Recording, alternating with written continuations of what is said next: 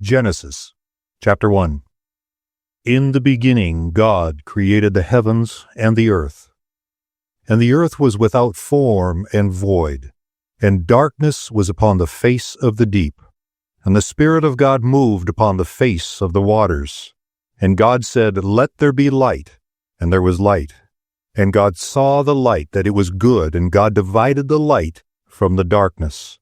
And God called the light day, and the darkness he called night. And the evening and the morning were the first day. And God said, Let there be a firmament in the midst of the waters, and let it divide the waters from the waters. And God made the firmament, and divided the waters which were under the firmament from the waters which were above the firmament. And so it was. And God called the firmament heaven, and the evening and the morning were the second day. And God said, Let the waters under the heaven be gathered together unto one place, and let the dry land appear. And it was so. And God called the dry land earth, and the gathering together of the waters called he seas. And God saw that it was good. And God said, Let the earth bring forth grass, the herb yielding seed, and the fruit tree yielding fruit after his kind, whose seed is in itself upon the earth. And it was so. And the earth brought forth grass, and herb yielding seed after his kind, and the tree yielding fruit whose seed was in itself after his kind. And God saw that it was good. And the evening and the morning were the third day. And God said, Let there be light in the firmament of the heaven to divide the day from the night, and let them be for signs, and for seasons, and for days and years.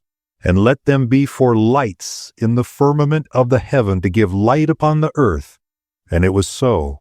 And God made two great lights, the greater light to rule the day, and the lesser light to rule the night. He made the stars also. And God set them in the firmament of the heaven to give light upon the earth, and to rule over the day and over the night, and to divide the light from the darkness. And God saw that it was good. And the evening and the morning were the fourth day. And God said, Let the waters bring forth abundantly the moving creatures that hath life, and fowl that may fly above the earth in the open firmament of heaven. And God created great whales and every living creature that moveth, which the waters brought forth abundantly after their kind, and every winged fowl after his kind. And God saw that it was good. And God blessed them, saying, Be fruitful, and multiply, and fill the waters in the seas, and let fowl multiply in the earth. And the evening and the morning were the fifth day. And God said, Let the earth bring forth living creatures after his kind, cattle, and creeping things, and beasts of the earth after his kind. And it was so. And God made the beasts of the earth after his kind, and cattle after their kind, and everything that creepeth upon the earth after his kind. And God saw that it was good. And God said, Let us make man in our image after our likeness, and let them have dominion over the fish of the sea, and over the fowl of the air, and over the cattle, and over all the earth, and over every creeping thing that creepeth upon the earth. So God created man in his own image. In the image of God created he him, male and female created he them. And God blessed them. And God said unto them, Be fruitful, and multiply, and replenish the earth, and subdue it, and have dominion over the fish of the sea, and over the fowl of the air, and over every living thing that moveth upon the earth. And God said, Behold, I have given you every herb-bearing seed, which is upon the face of all the earth, and every tree, in the which is the fruit of a tree yielding seed. To you it shall be for meat. And to every beast of the earth, and to every fowl of the air, and to everything that creepeth upon the earth, wherein there is life, I have given every green herb for meat. And it was so. And God saw everything that he had made, and behold, it was very good. And the evening and the morning were the sixth day. Genesis chapter 2. Thus the heavens and the earth were finished, and all the hosts of them. And on the seventh day God ended his work which he had made, and he rested on the seventh day from all his work which he had made. And God blessed the seventh day and sanctified it, because that in it he had rested from all his work which God created and made. These are the generations of the heavens and of the earth when they were created, in the day that the Lord God made the earth and the heavens, and every plant of the field before it was in the earth, and every herb of the field before it grew. For the Lord God had not caused it to rain upon the earth, and there was not a man to till the ground. But there went up a mist from the earth, and watered the whole face of the ground. And the Lord God formed man of the dust of the ground, and breathed into his nostrils the breath of life. And man became a living soul. And the Lord God planted a garden eastward in Eden, and there he put the man whom he had formed. And out of the ground made the Lord God to grow every tree that is pleasant to the sight, and good for food. The tree of life also in the midst of the garden, and the tree of knowledge of good and evil. And a river went out of Eden to water the garden, and from thence it was parted, and it became into 4 heads. The name of the first is Pison. That is it which compasseth the whole land of Havilah, where there is gold. And the gold of that land is good. There is bdellium and the onyx stone. And the name of the second river is Gihon. The same is it that compasseth the whole land of Ethiopia. And the name of the third river is Hiddekel. That is it which goeth toward the east of Assyria. And the fourth river is Euphrates. And the Lord God took the man and put him in the garden of Eden to dress it and to keep it. And the Lord God commanded the man, saying, Of every tree of the garden thou mayest freely eat, but of the tree of the knowledge of good and evil thou shalt not eat of it, for in the day that thou eatest thereof thou shalt surely die. And the Lord God said, It is not good that the man should be alone. I will make him an helpmeet for him. And out of the ground the Lord God formed every beast of the field and every fowl of the air, and brought them unto Adam, to see what he would call him. And whatsoever Adam called every living creature, that was the name thereof. And Adam gave names to all the cattle, and to the fowl of the air, and to every beast of the field. But for Adam there was not found an helpmeet for him. And the Lord God caused a deep sleep to fall upon Adam, and he slept. And he took one of his ribs, and closed up the flesh instead thereof. And the rib which the Lord God had taken from man made he a woman, and brought her unto the man. And Adam said, This is now bone of my bones, and flesh of my flesh. She shall be called woman, because she was taken out of man. Therefore shall a man leave his father and his mother, and shall cleave unto his wife, and they shall be one flesh. And they were both naked, the man and his wife, and were not ashamed. Genesis chapter 3. Now the serpent was more subtle than any beast of the field which the Lord God had made. And he said unto the woman, Yea, hath God said, Ye shall not eat of every tree of the garden? And the woman said unto the serpent, We may eat of the fruit of the trees of the garden, but of the fruit of the tree which is in the midst of the garden God hath said, Ye shall not eat of it, neither shall ye touch it, lest ye die. And the serpent said unto the woman, Ye shall not surely die, for God doth know that in the day ye eat thereof, then your eyes shall be opened, and ye shall be as gods, knowing good and evil. And when the woman saw that the tree was good for food, and that it was pleasant to the eyes, and a tree to be desired to make one wise, she took of the fruit thereof, and did eat, and gave also unto her husband with her, and he did eat. And the eyes of them both were opened, and they knew that they were naked. And they sewed fig leaves together and made themselves aprons. And they heard the voice of the Lord God walking in the garden in the cool of the day. And Adam and his wife hid themselves from the presence of the Lord God amongst the trees of the garden. And the Lord God called unto Adam and said unto him, Where art thou? And he said, I heard thy voice in the garden, and I was afraid because I was naked, and I hid myself. And he said, Who told thee that thou wast naked? Hast thou eaten of the tree whereof I commanded thee that thou shouldest not eat? And the man said, The woman whom thou gavest to be with me, she gave me of the tree, and I did eat. And the Lord God said unto the woman, What is this that thou hast done? And the woman said, The serpent beguiled me, and I did eat. And the Lord God said unto the serpent, Because thou hast done this, thou art cursed above all cattle, and above every beast of the field.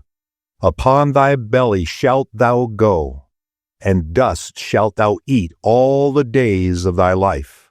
And I will put enmity between thee and the woman, and between thy seed and her seed. It shall bruise thy head, and thou shalt bruise his heel. Unto the woman he said, I will greatly multiply thy sorrow and thy conception. In sorrow thou shalt bring forth children, and thy desire shall be to thy husband, and he shall rule over thee. And unto Adam he said, Because thou hast hearkened unto the voice of thy wife, and hast eaten of the tree of which I commanded thee, saying, Thou shalt not eat of it. Cursed is the ground for thy sake. In sorrow shalt thou eat of it all the days of thy life. Thorns also and thistles shall it bring forth to thee, and thou shalt eat the herb of the field. In the sweat of thy face shalt thou eat bread till thou return unto the ground. For out of it wast thou taken. For dust thou art, and unto dust shalt thou return.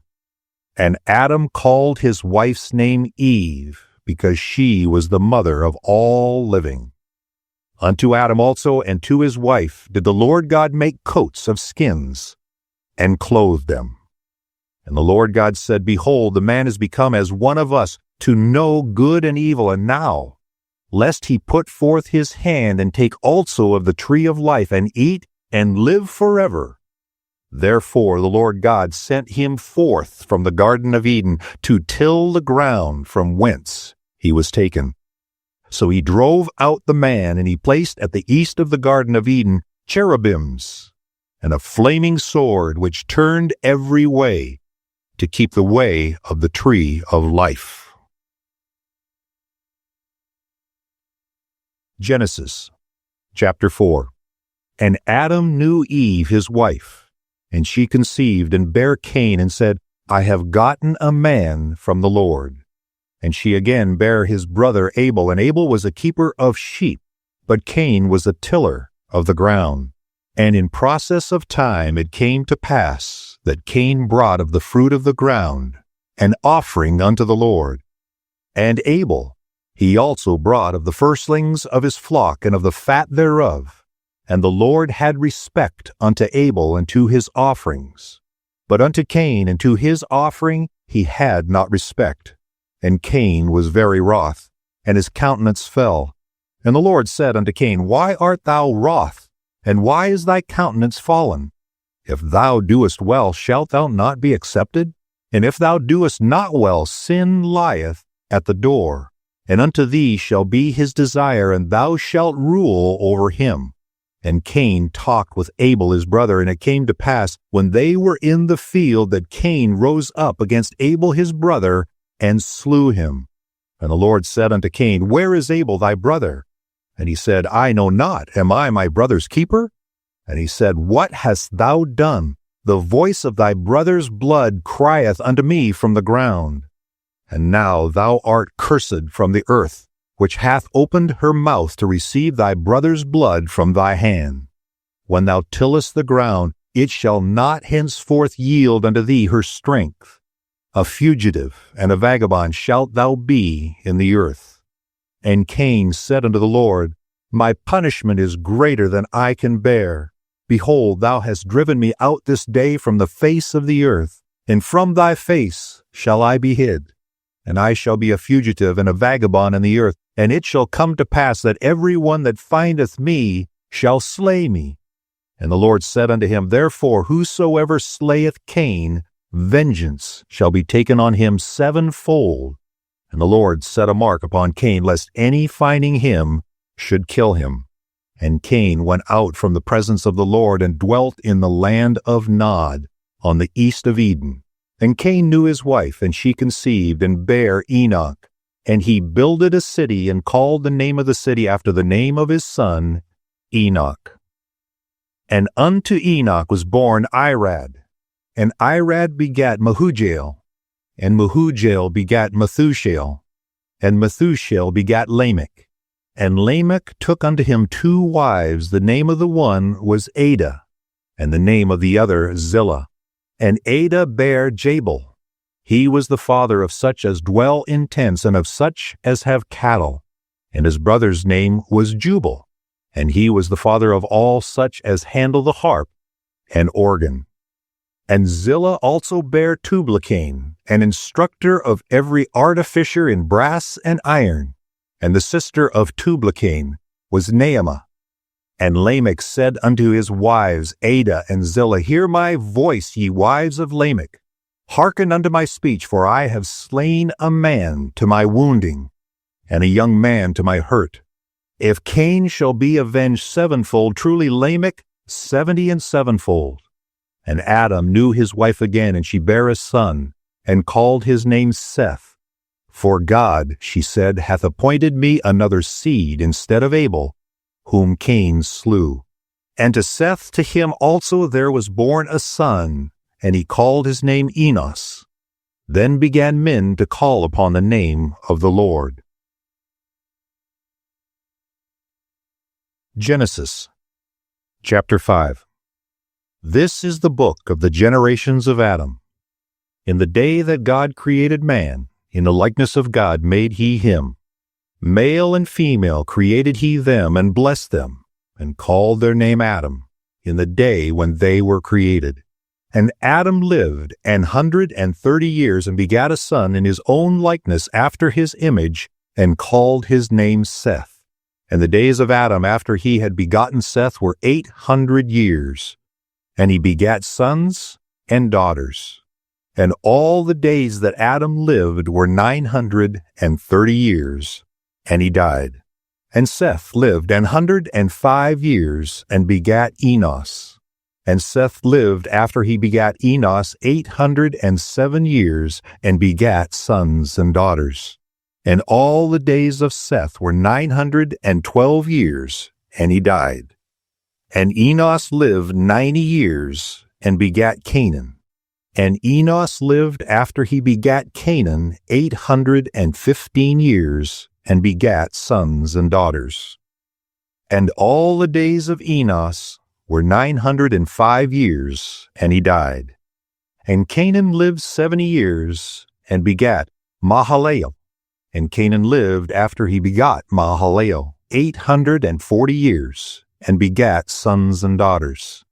And all the days of Canaan were 910 years, and he died.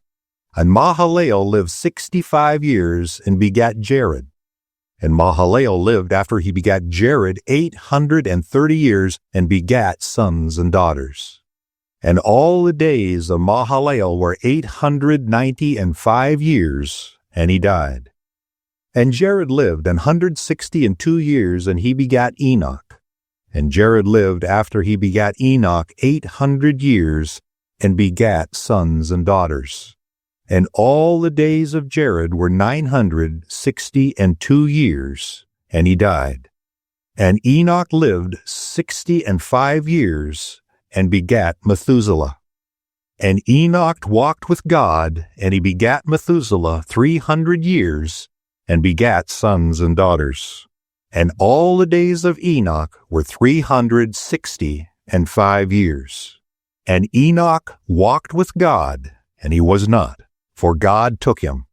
And Methuselah lived 187 years, and begat Lamech. And Methuselah lived after he begat Lamech 782 years, and begat sons and daughters. And all the days of Methuselah were 969 years, and he died. And Lamech lived 182 years, and begat a son. And he named his son Noah, saying, This same shall comfort us concerning our work, and toil of our hands, because of the ground which the Lord hath cursed. And Lamech lived after he begat Noah 595 years, and begat sons and daughters. And all the days of Lamech were 777 years, and he died. And Noah was 500 years old, and Noah begat Shem, Ham, and Japheth. Genesis chapter 6. And it came to pass, when men began to multiply on the face of the earth, and daughters were born unto them, that the sons of God saw the daughters of men, that they were fair. And they took them wives of all which they chose. And the Lord said, My spirit shall not always strive with man, for that he also is flesh. Yet his days shall be 120 years. There were giants in the earth in those days, and also after that, when the sons of God came in unto the daughters of men. And they bare children to them, and the same became mighty men, which were of old men of renown. And God saw that the wickedness of man was great in the earth, and that every imagination of the thoughts of his heart was only evil continually. And it repented the Lord that he had made man on the earth, and it grieved him at his heart. And the Lord said, I will destroy man whom I have created from the face of the earth, both man and beast, and the creeping thing, and the fowls of the air, for it repenteth me that I have made them. But Noah found grace in the eyes of the Lord. These are the generations of Noah. Noah was a just man, and perfect in his generations, and Noah walked with God. And Noah begat 3 sons, Shem, Ham, and Japheth. The earth also was corrupt before God, and the earth was filled with violence. And God looked upon the earth, and behold, it was corrupt, for all flesh had corrupted his way upon the earth. And God said unto Noah, The end of all flesh is come before me, for the earth is filled with violence through them. And behold, I will destroy them with the earth. Make thee an ark of gopher wood. Rooms shalt thou make in the ark, and shall pitch it within and without with pitch. And this is the fashion which thou shalt make of it. The length of the ark shall be 300 cubits, the breadth of it 50 cubits, and the height of it 30 cubits. A window shalt thou make to the ark, and in a cubit shalt thou finish it above. And the door of the ark shalt thou set in the side thereof, with lower, second, and third stories shalt thou make it. And behold, I, even I, do bring a flood of waters upon the earth, to destroy all flesh wherein is the breath of life from under heaven, and everything that is in the earth shall die. But with thee will I establish my covenant, and thou shalt come into the ark, thou and thy sons, and thy wife, and thy sons' wives with thee. And of every living thing of all flesh, 2 of every sort, shalt thou bring into the ark, to keep them alive with thee. They shall be male and female, of fowls after their kind, and of cattle after their kind, of every creeping thing of the earth after his kind. 2 of every sort shall come unto thee, to keep them alive. And take thou unto thee of all food that is eaten, and thou shalt gather it to thee, and it shall be for food for thee and for them. Thus did Noah, according to all that God commanded him, so did he. Genesis chapter 7. And the Lord said unto Noah, Come thou and all thy house into the ark, for thee have I seen righteous before me in this generation.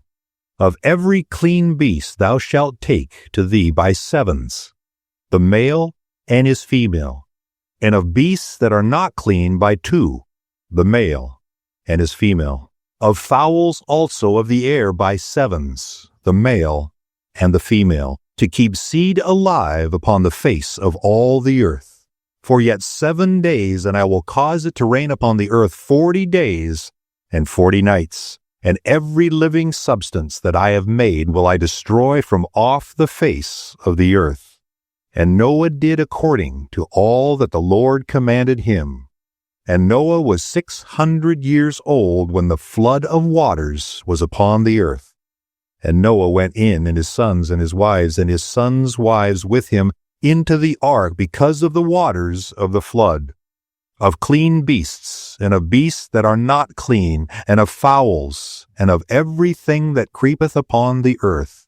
There went in 2 and 2 unto Noah into the ark, the male and the female, as God had commanded Noah. And it came to pass after 7 days that the waters of the flood were upon the earth. In the 600th year of Noah's life, in the 2nd month, the 17th day of the month, the same day were all the fountains of the great deep broken up, and the windows of heaven were opened. And the rain was upon the earth 40 days and 40 nights. In the selfsame day entered Noah and Shem and Ham and Japheth, the sons of Noah, and Noah's wife, and the 3 wives of his sons with them into the ark, they and every beast after his kind, and all the cattle after their kind, and every creeping thing that creepeth upon the earth after his kind, and every fowl after his kind, every bird of every sort. And they went in unto Noah into the ark, 2 and 2 of all flesh, wherein is the breath of life. And they that went in, male and female of all flesh, as God had commanded him, and the Lord shut him in. And the flood was 40 days upon the earth, and the waters increased, and bare up the ark, and it was lift up above the earth. And the waters prevailed, and were increased greatly upon the earth, and the ark went upon the face of the waters. And the waters prevailed exceedingly upon the earth, and all the high hills that were under the whole heavens were covered. 15 cubits upward did the waters prevail, and the mountains were covered. And all flesh died that moved upon the earth, both of fowl and of cattle, and of beast, and of every creeping thing that creepeth upon the earth, and every man. All in whose nostrils was the breath of life of all that was in the dry land died. And every living substance was destroyed which was upon the face of the ground, both man and cattle, and the creeping things, and the fowl of the heaven, and they were destroyed from the earth. And Noah only remained alive, and they that were with him in the ark. And the waters prevailed upon the earth 150 days. Genesis chapter 8. And God remembered Noah, and every living thing, and all the cattle that was with him in the ark. And God made a wind to pass over the earth, and the waters assuaged. The fountains also of the deep and the windows of heaven were stopped, and the rain from heaven was restrained. And the waters returned from off the earth continually. And after the end of the 150 days the waters were abated.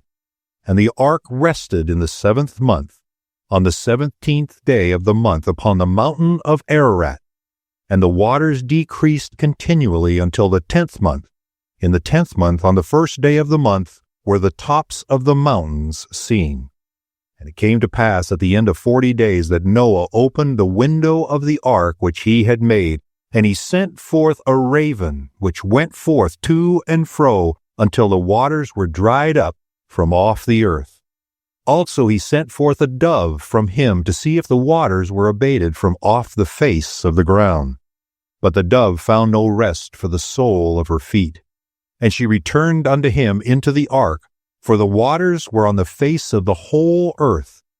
Then he put forth his hand, and took her, and pulled her in unto him into the ark. And he stayed yet another 7 days, and again he sent forth the dove out of the ark. And the dove came in to him in the evening, and lo, in her mouth was an olive leaf plucked off. So Noah knew that the waters were abated from off the earth. And he stayed yet another 7 days, and sent forth the dove, which returned not again unto him any more. And it came to pass in the 601st year, in the 1st month, the 1st day of the month, the waters were dried up from off the earth. And Noah removed the covering of the ark, and looked, and behold, the face of the ground was dry. And in the 2nd month, on the 27th day of the month, was the earth dried. And God spake unto Noah, saying, Go forth of the ark, thou and thy wife, and thy sons wives with thee. Bring forth with thee every living thing that is with thee of all flesh, both of fowl, and of cattle, and of every creeping thing that creepeth upon the earth, that they may breed abundantly in the earth, and be fruitful, and multiply upon the earth. And Noah went forth, and his sons wives with him, every beast, every creeping thing, and every fowl, and whatsoever creepeth upon the earth, after their kinds, went forth out of the ark. And Noah builded an altar unto the Lord, and took of every clean beast, and of every clean fowl, and offered burnt offerings to the altar. And the Lord smelled a sweet savor. And the Lord said in his heart, I will not again curse the ground any more for man's sake, for the imagination of man's heart is evil from his youth. Neither will I again smite any more everything living, as I have done. While the earth remaineth, seedtime and harvest, and cold and heat, and summer and winter, and day and night shall not cease. Genesis chapter 9. And God blessed Noah and his sons, and said unto them, Be fruitful, and multiply, and replenish the earth. And the fear of you and the dread of you shall be upon every beast of the earth, and upon every fowl of the air, upon all that moveth upon the earth, and upon all the fishes of the sea. Into your hand they are delivered. Every moving thing that liveth shall be meat for you, even as the green herb have I given you all things. But flesh with the life thereof, which is the blood thereof, shall ye not eat, and surely your blood of your lives will I require. At the hand of every beast will I require it, and at the hand of man, at the hand of every man's brother will I require the life of man. Whoso sheddeth man's blood, by man shall his blood be shed, for in the image of God made he man. And you, be ye fruitful, and multiply, bring forth abundantly in the earth, and multiply therein.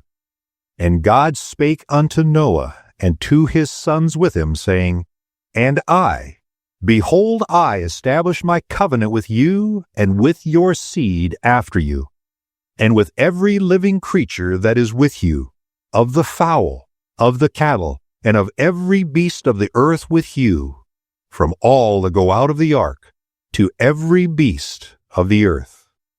And I will establish my covenant with you, neither shall all flesh be cut off any more by the waters of a flood, neither shall there any more be a flood to destroy the earth.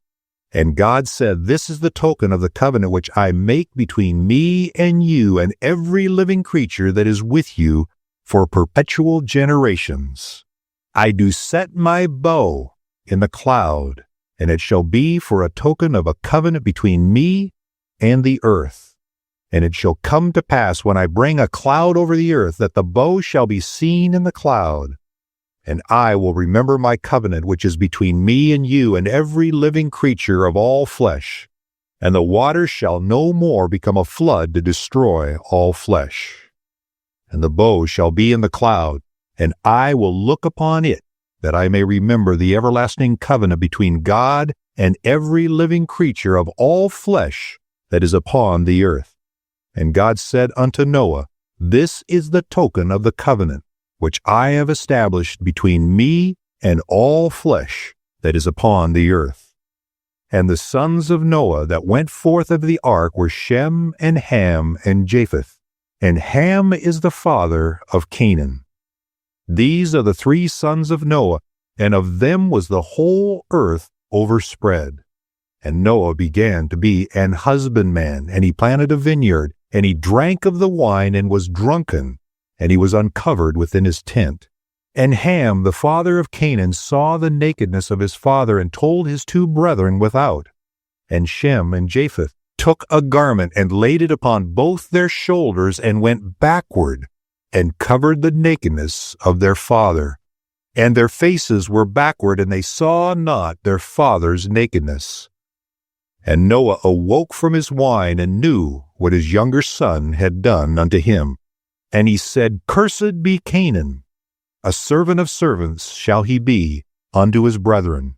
And he said, Blessed be the Lord God of Shem, and Canaan shall be his servant. God shall enlarge Japheth, and he shall dwell in the tents of Shem, and Canaan shall be his servant. And Noah lived after the flood 350 years, and all the days of Noah were 950 years, and he died. Genesis chapter 10. Now these are the generations of the sons of Noah: Shem, Ham, and Japheth. And unto them were sons born after the flood. The sons of Japheth: Gomer, and Magog, and Madai, and Javan, and Tubal, and Meshech, and Tiraz. And the sons of Gomer: Ashkenaz, and Raphath, and Togarmah. And the sons of Javan: Elisha, Tarshish, Kittim, and Dodanim.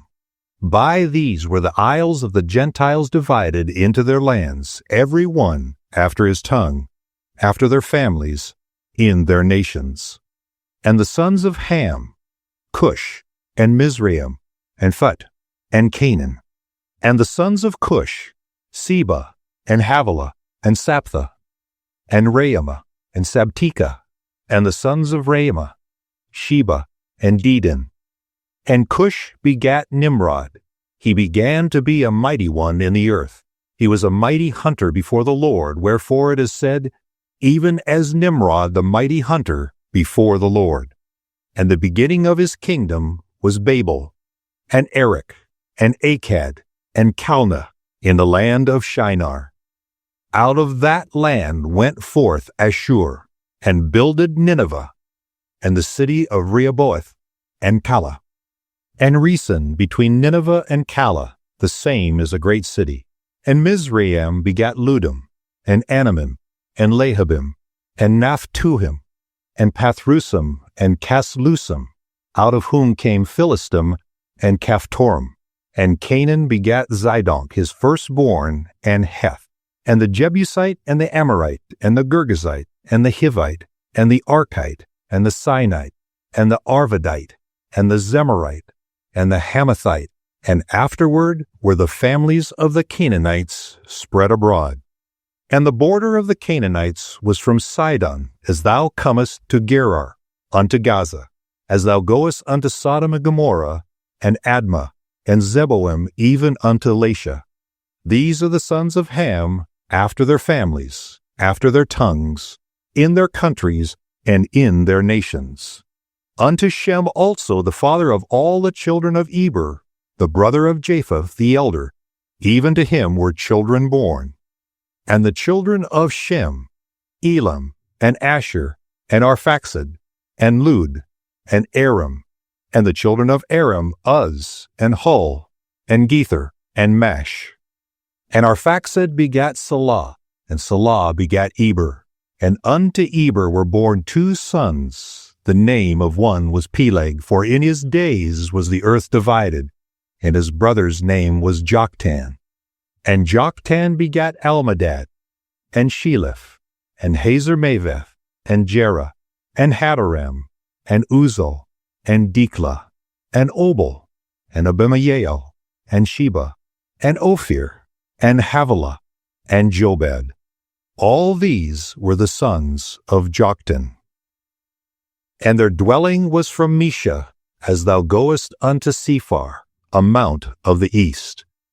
These are the sons of Shem, after their families, and after their tongues, in their lands, after their nations.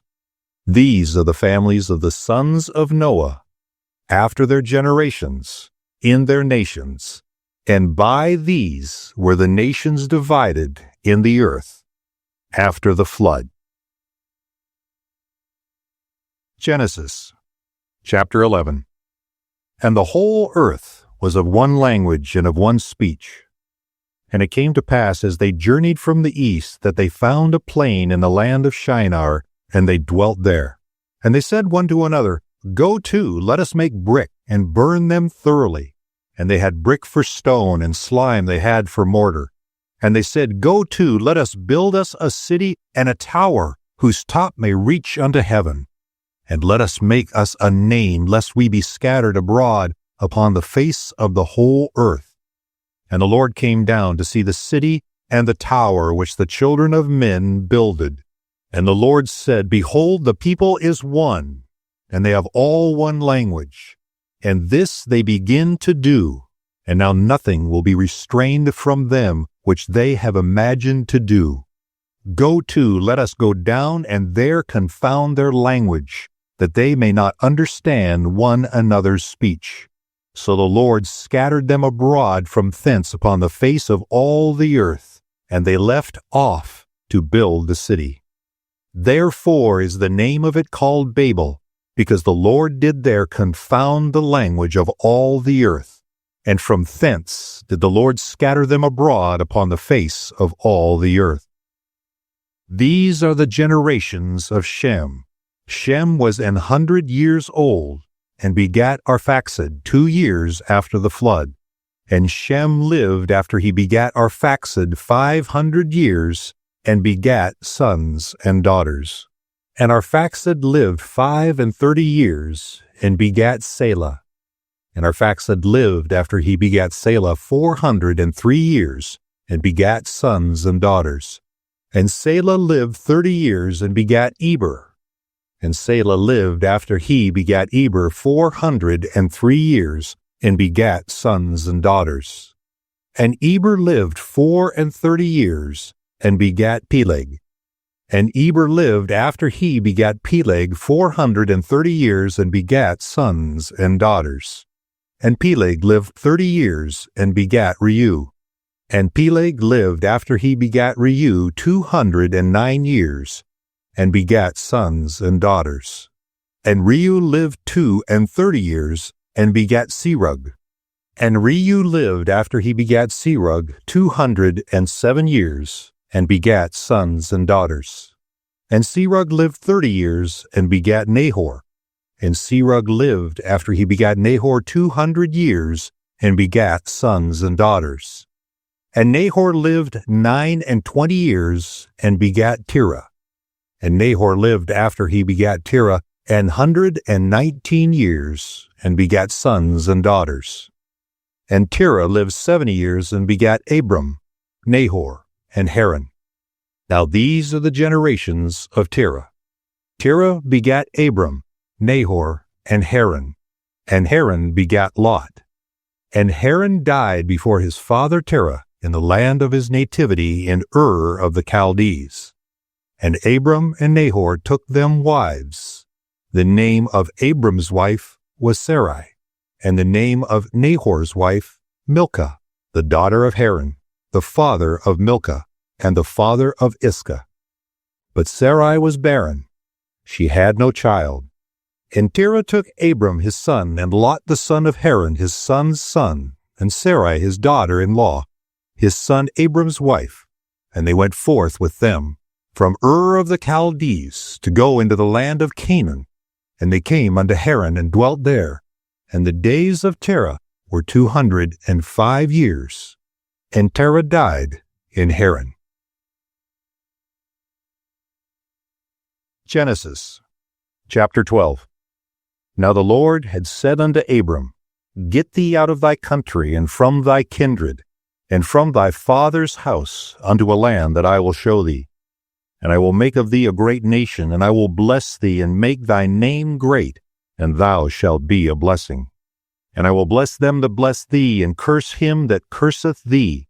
And in thee shall all families of the earth be blessed. So Abram departed as the Lord had spoken unto him, and Lot went with him.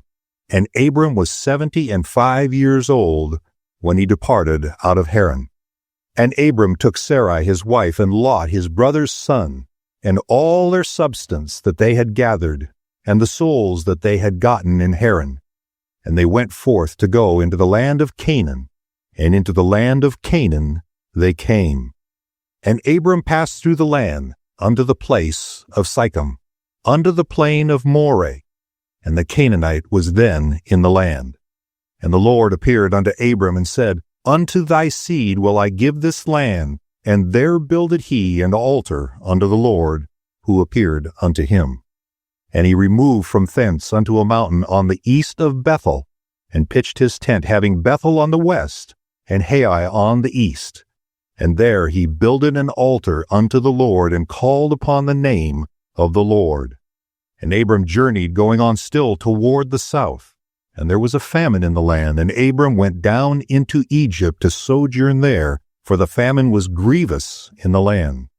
And it came to pass, when he was come near to enter into Egypt, that he said unto Sarai his wife, Behold now, I know that thou art a fair woman to look upon. Therefore it shall come to pass, when the Egyptians shall see thee, that they shall say, This is his wife, and they will kill me, but they will save thee alive. Say, I pray thee, Thou art my sister, that it may be well with me for thy sake, and my soul shall live because of thee. And it came to pass that when Abram was come into Egypt, the Egyptians beheld the woman, that she was fair. The princes also of Pharaoh saw her, and commended her before Pharaoh. And the woman was taken into Pharaoh's house. And he entreated Abram well for her sake. And he had sheep and oxen, and he-asses, and men-servants, and maidservants, and she-asses, and camels. And the Lord plagued Pharaoh and his house with great plagues because of Sarai, Abram's wife. And Pharaoh called Abram and said, What is this that thou hast done unto me?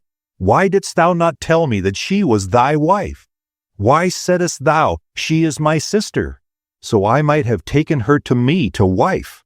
Now therefore, behold thy wife, take her, and go thy way. And Pharaoh commanded his men concerning him, and they sent him away, and his wife, and all that he had. Genesis chapter 13. And Abram went up out of Egypt, he and his wife, and all that he had, and Lot with him, into the south. And Abram was very rich in cattle, in silver and in gold. And he went on his journeys from the south even to Bethel, unto the place where his tent had been at the beginning between Bethel and Hai, unto the place of the altar, which he had made there at the first. And there Abram called on the name of the Lord. And Lot also, which went with Abram, had flocks and herds and tents, and the land was not able to bear them, that they might dwell together, for their substance was great, so that they could not dwell together. And there was a strife between the herdmen of Abram's cattle and the herdmen of Lot's cattle, and the Canaanite and the Perizzites dwelled in the land. And Abram said unto Lot, Let there be no strife, I pray thee, between me and thee, and between my herdmen and thy herdmen, for we are brethren. Is not the whole land before thee? Separate thyself, I pray thee, from me. If thou wilt take the left hand, then I will go to the right. Or if thou depart to the right hand, then I will go to the left. And Lot lifted up his eyes and beheld all the plain of Jordan, that it was well watered everywhere, before the Lord destroyed Sodom and Gomorrah, even as the garden of the Lord, like the land of Egypt, as thou comest unto Zoar. Then Lot chose him all the plain of Jordan, and Lot journeyed east, and they separated themselves the one from the other. Abram dwelled in the land of Canaan, and Lot dwelled in the cities of the plain, and pitched his tent toward Sodom. But the men of Sodom were wicked and sinners before the Lord exceedingly. And the Lord said unto Abram, after that Lot was separated from him, Lift up now thine eyes, and look from the place where thou art northward, and southward, and eastward, and westward, for all the land which thou seest, to thee will I give it, and to thy seed forever. And I will make thy seed as the dust of the earth, so that if a man can number the dust of the earth, then shall thy seed also be numbered. Arise, walk through the land in the length of it and in the breadth of it, for I will give it to thee. Then Abram removed his tent, and came and dwelt in the plain of Mamre, which is in Hebron, and built there an altar unto the Lord. Genesis chapter 14. And it came to pass in the days of Amraphel, king of Shinar, Arioch, king of Elazar, Chedorlaomer, king of Elam, and Tidal, king of nations, that these made war with Berah, king of Sodom, and with Birsha, king of Gomorrah, Shinab, king of Admah, and Shemeber, king of Zeboim, and the king of Bela, which is Zoar. All these were joined together in the vale of Siddim, which is the salt sea. 12 years they served Chedorlaomer, and in the 13th year they rebelled. And in the 14th year came Chedorlaomer, and the kings that were with him, and smote the Rephaims in Ashtoreth, Karnaim, and Zuzims in Ham, and the Emins in Sheva, Kiriathim, and the Horites in their Mount Seir, unto Elparnan, which is by the wilderness. And they returned, and came to En-Mishpat, which is Kadesh, and smote all the country of the Amalekites, and also the Amorites that dwelt in Hazion Tamar. And there went out the king of Sodom, and the king of Gomorrah, and the king of Admah, and the king of Zeboim, and the king of Bela, the same is Zoar. And they joined battle with them in the vale of Siddim, with Chedorlaomer the king of Elam, and with Tidal king of nations, and Amraphel king of Shinar, and Arioch king of Elazar, 4 kings with 5. And the vale of Siddim was full of slime pits, and the kings of Sodom and Gomorrah fled, and fell there, and they that remained fled to the mountain. And they took all the goods of Sodom and Gomorrah, and all their victuals, and went their way. And they took Lot, Abram's brother's son, who dwelt in Sodom, and his goods, and departed. And there came one that had escaped, and told Abram the Hebrew, for he dwelt in the plain of Mamre, the Amorite, brother of Eshcol, and brother of Aner, and these were confederate with Abram. And when Abram heard that his brother was taken captive, he armed his trained servants, born in his own house 318, and pursued them unto Dan. And he divided himself against them, he and his servants, by night, and smote them and pursued them unto Hobah, which is on the left hand of Damascus. And he brought back all the goods, and also brought again his brother Lot and his goods, and the women also and the people. And the king of Sodom went out to meet him after his return from the slaughter of Chedorlaomer, and of the kings that were with him, at the valley of Sheva, which is the king's dale. And Melchizedek, king of Salem, brought forth bread and wine, and he was the priest of the Most High God. And he blessed him and said, Blessed be Abram, of the Most High God, possessor of heaven and earth. And blessed be the Most High God, which hath delivered thine enemies into thy hand. And he gave him tithes of all. And the king of Sodom said unto Abram, Give me the persons, and take the goods to thyself. And Abram said to the king of Sodom, I have lifted up mine hand unto the Lord, the Most High God, the possessor of heaven and earth, that I will not take from a thread even to a shoe latchet, and that I will not take anything that is thine, lest thou shouldest say, I have made Abram rich. Save only that which the young men have eaten, and the portion of the men which went with me, Aner, Eshcol, and Mamre, let them take their portion. Genesis chapter 15. After these things the word of the Lord came unto Abram in a vision, saying, Fear not, Abram, I am thy shield and thy exceeding great reward.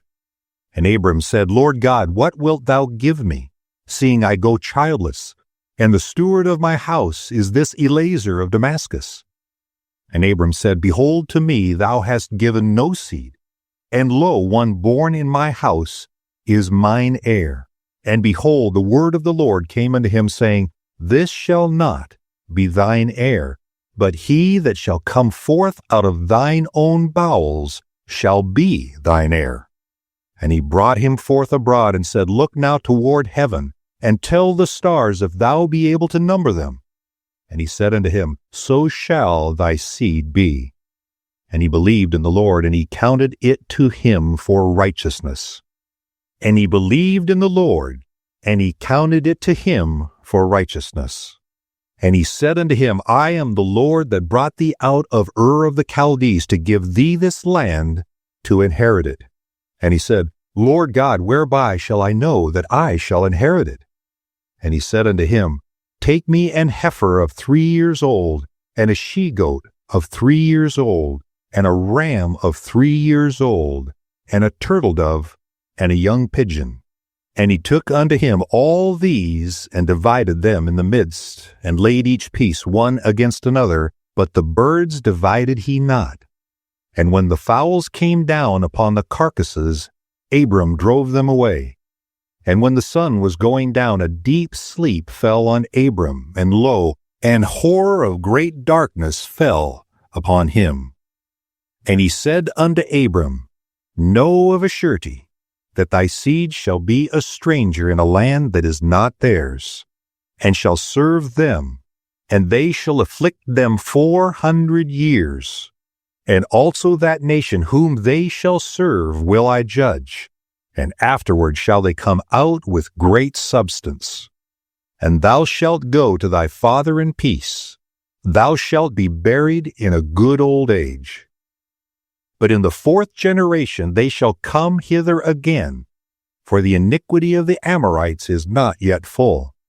And it came to pass that when the sun went down and it was dark, behold, a smoking furnace and a burning lamp that passed between those pieces.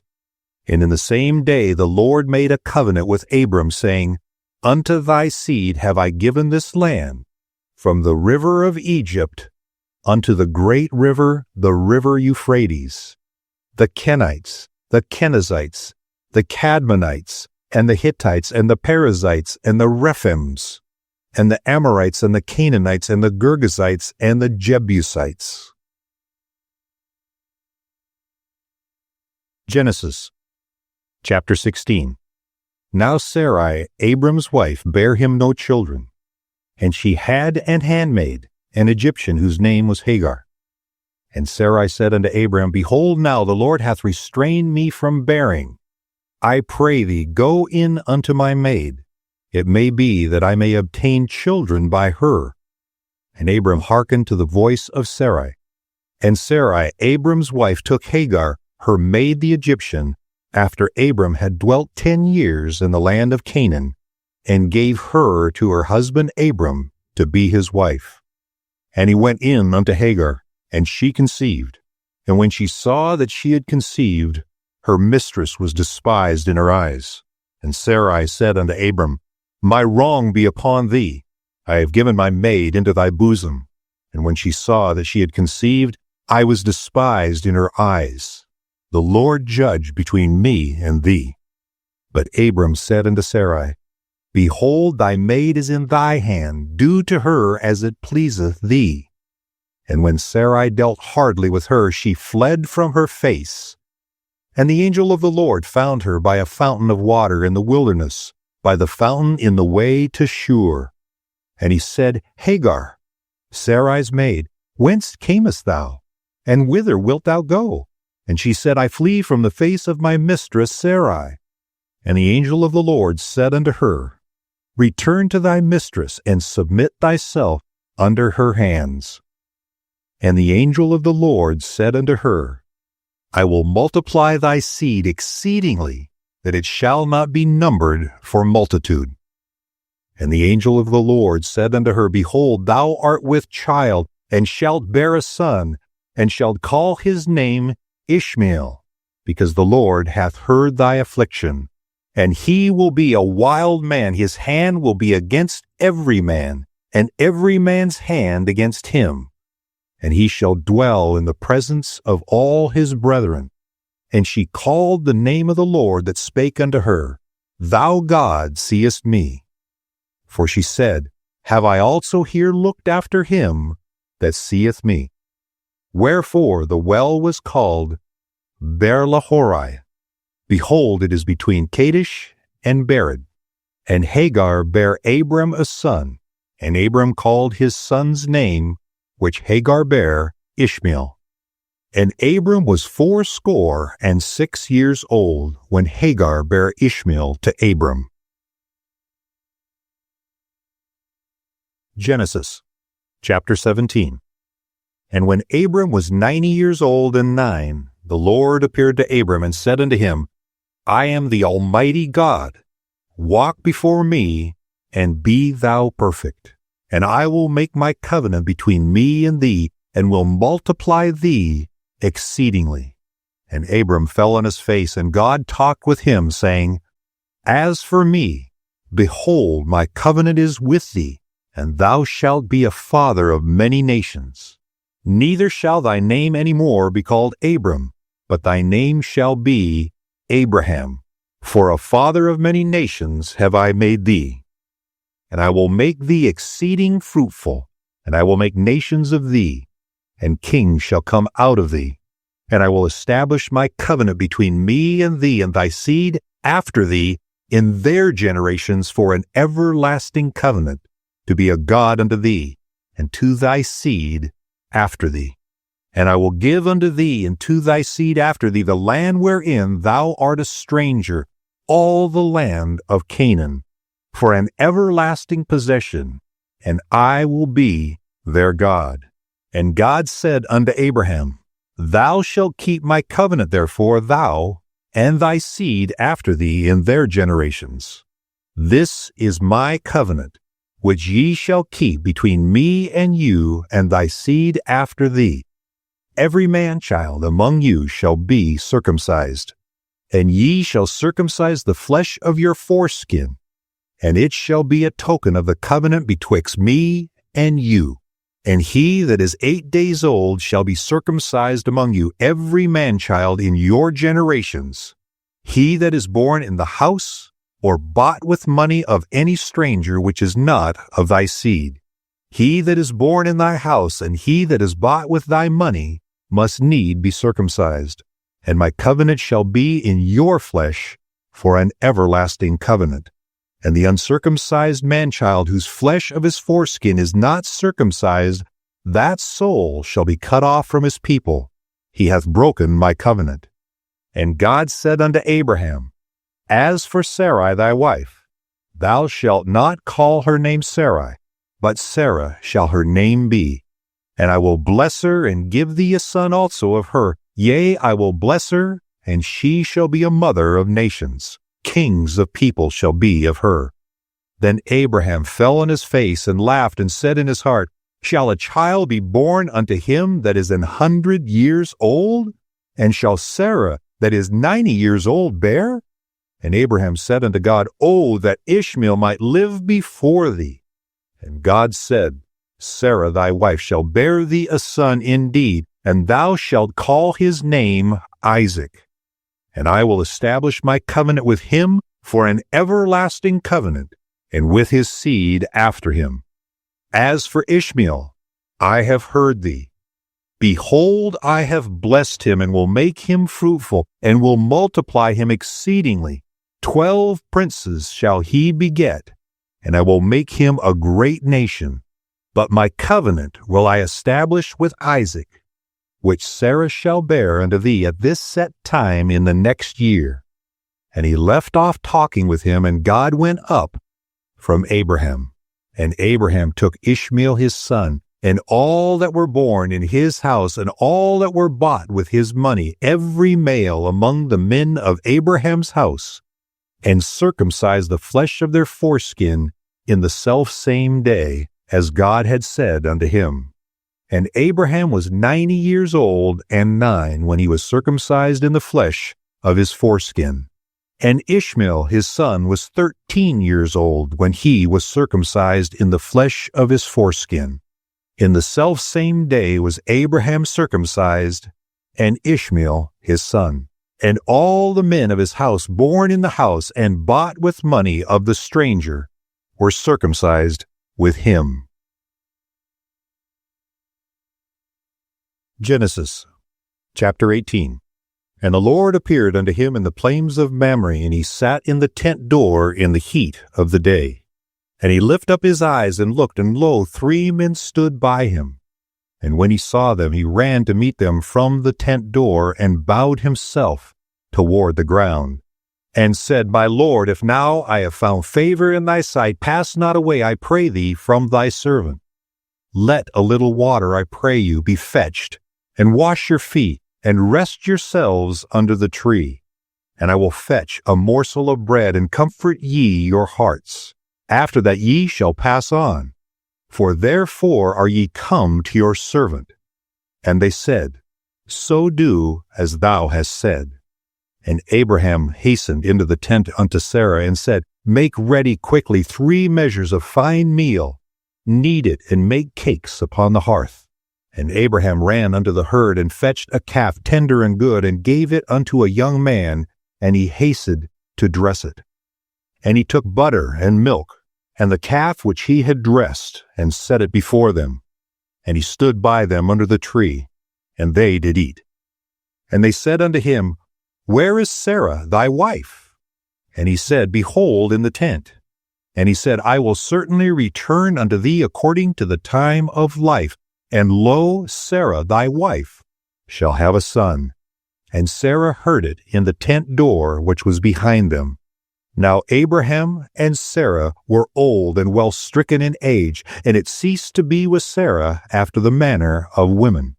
Therefore Sarah laughed within herself, saying, After I am waxed old, shall I have pleasure, my Lord, being old also? And the Lord said unto Abraham, Wherefore did Sarah laugh, saying, Shall I of a surety bear a child, which am old? Is anything too hard for the Lord? At the time appointed I will return unto thee according to the time of life, and Sarah shall have a son. Then Sarah denied, saying, I laugh not, for she was afraid. And he said, Nay, but thou didst laugh. And the men rose up from thence, and looked toward Sodom, and Abraham went with them to bring them on the way. And the Lord said, Shall I hide from Abraham the thing which I do, seeing that Abraham shall surely become a great and mighty nation, and all the nations of the earth shall be blessed in him? For I know him, that he will command his children and his household after him, and they shall keep the way of the Lord to do justice and judgment, that the Lord may bring upon Abraham that which he has spoken of him. And the Lord said, Because the cry of Sodom and Gomorrah is great, and because their sin is very grievous, I will go down now and see whether they have done altogether according to the cry of it, which is come unto me, and if not, I will know. And the men turned their face from thence, and went toward Sodom, but Abraham stood yet before the Lord. And Abraham drew near and said, Wilt thou also destroy the righteous with the wicked? Peradventure there be 50 righteous within the city. Wilt thou also destroy and not spare the place? for the 50 righteous that are therein. That be far from thee to do after this manner, to slay the righteous with the wicked, and that the righteous shall be as the wicked, that be far from thee. Shall not the judge of all the earth do right? And the Lord said, If I find in Sodom 50 righteous within the city, then I will spare all the place for their sakes. And Abraham answered and said, Behold, now I have taken upon me to speak unto the Lord, which I dust and ashes.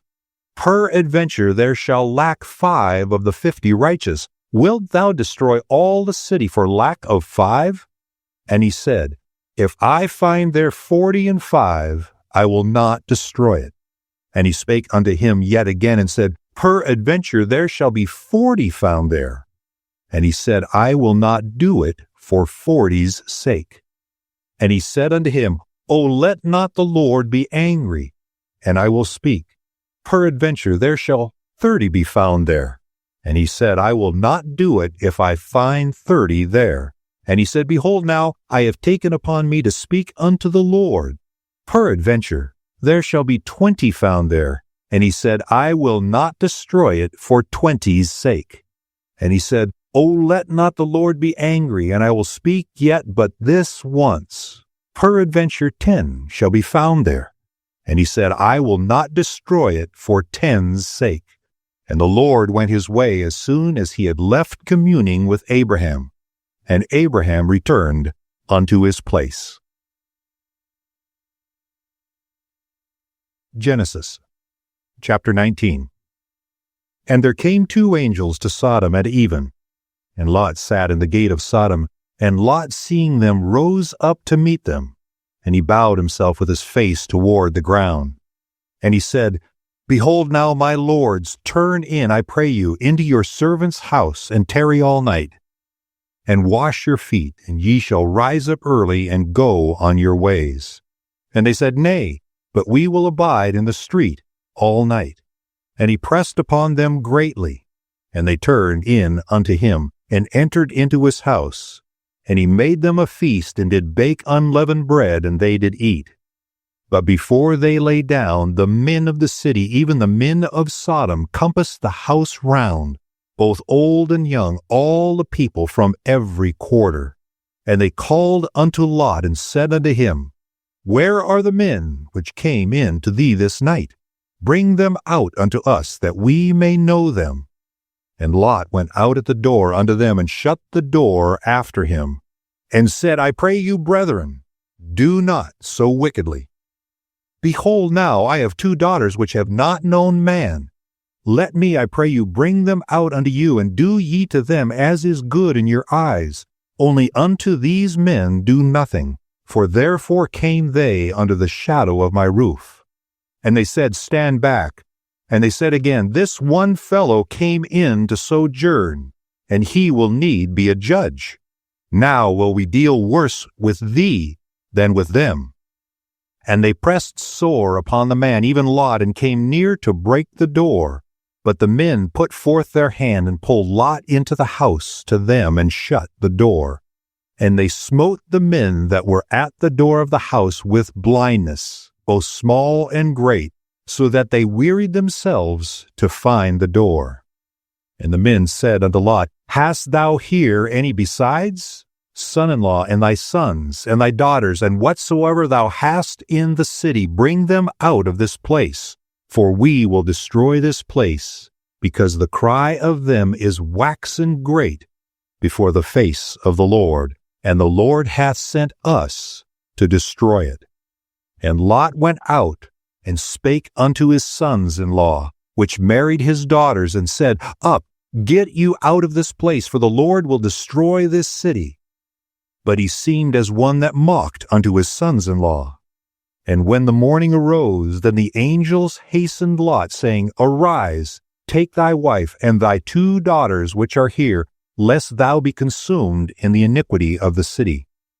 And while he lingered, the men laid hold upon his hand, and upon the hand of his wife, and upon the hand of his 2 daughters, the Lord being merciful unto him. And they brought him forth, and set him without the city. And it came to pass, when they had brought them forth abroad, that he said, Escape for thy life. Look not behind thee, neither stay thou in all the plain. Escape to the mountain, lest thou be consumed. And Lot said unto them, O, not so, my lord. Behold, now thy servant hath found grace in thy sight, and thou hast magnified thy mercy, which thou hast showed unto me in saving my life. And I cannot escape to the mountain, lest some evil take me and I die. Behold, now this city is near to flee unto, and it is a little one. O, let me escape thither. Is it not a little one? And my soul shall live. And he said unto him, See, I have accepted thee concerning this thing also, that I will not overthrow this city, for which thou hast spoken. Haste thee, escape thither, for I cannot do anything till thou be come thither. Therefore the name of the city was called Zoar. The sun was risen upon the earth when Lot entered into Zoar. Then the Lord rained upon Sodom and upon Gomorrah brimstone and fire from the Lord out of heaven. And he overthrew those cities and all the plain and all the inhabitants of the cities and that which grew upon the ground. But his wife looked back from behind him, and she became a pillar of salt. And Abraham gat up early in the morning to the place where he stood before the Lord, and he looked toward Sodom and Gomorrah, and toward all the land of the plain, and beheld, and lo, the smoke of the country went up as the smoke of a furnace. And it came to pass, when God destroyed the cities of the plain, that God remembered Abraham, and sent Lot out of the midst of the overthrow, when he overthrew the cities in the which Lot dwelt. And Lot went up out of Zoar, and dwelt in the mountains, and his 2 daughters with him, for he feared to dwell in Zoar. And he dwelt in a cave, he and his 2 daughters. And the firstborn said unto the younger, Our father is old, and there is not a man in the earth to come in unto us after the manner of all the earth. Come, let us make our father drink wine, and we will lie with him, that we may preserve seed of our father. And they made their father drink wine that night, and the firstborn went in and lay with her father. And he perceived not when she lay down, nor when she arose. And it came to pass on the morrow that the firstborn said unto the younger, Behold, I lay yesternight with my father. Let us make him drink wine this night also, and go thou in and lie with him, that we may preserve seed of our father. And they made their father drink wine that night also. And the younger arose and lay with him, and he perceived not when she lay down, nor when she arose. Thus were both the daughters of Lot with child by their father. And the firstborn bare a son, and called his name Moab. The same is the father of the Moabites unto this day. And the younger, she also bare a son, and called his name Ben-Ammi. The same is the father of the children of Ammon unto this day. Genesis chapter 20. And Abraham journeyed from thence toward the south country, and dwelled between Kadesh and Shur, and sojourned in Gerar. And Abraham said of Sarah his wife, She is my sister. And Abimelech king of Gerar sent and took Sarah. But God came to Abimelech in a dream by night, and said to him, Behold, thou art but a dead man, for the woman which thou hast taken, for she is a man's wife. But Abimelech had not come near her, and he said, Lord, wilt thou slay also a righteous nation? Said he not unto me, She is my sister? And she, even she herself, said, He is my brother. In the integrity of my heart and innocency of my hands have I done this. And God said unto him in a dream, Yea, I know that thou didst this in the integrity of thy heart, for I also withheld thee from sinning against me. Therefore suffer I thee not to touch her. Now therefore restore the man his wife, for he is a prophet, and he shall pray for thee, and thou shalt live. And if thou restore her not, know thou that thou shalt surely die, thou and all that are thine. Therefore Abimelech rose early in the morning and called all his servants, and told all these things in their ears, and the men were sore afraid. Then Abimelech called Abraham and said unto him, What hast thou done unto us, and what have I offended thee, that thou hast brought on me and on my kingdom a great sin? Thou hast done deeds unto me that ought not to be done. And Abimelech said unto Abraham, What sawest thou, that thou hast done these things? And Abraham said, Because I thought surely the fear of God is not in this place, and they will slay me for my wife's sake. And yet indeed she is my sister, she is the daughter of my father, but not the daughter of my mother. And she became my wife. And it came to pass, when God caused me to wander from my father's house, that I said unto her, This is thy kindness which thou shalt show unto me. At every place whither we shall come, say of me, He is my brother. And Abimelech took sheep and oxen, and men servants and women servants, and gave them unto Abraham, and restored him Sarah his wife. And Abimelech said, Behold, my land is before thee.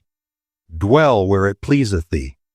And unto Sarah he said, Behold, I have given thy brother 1,000 pieces of silver.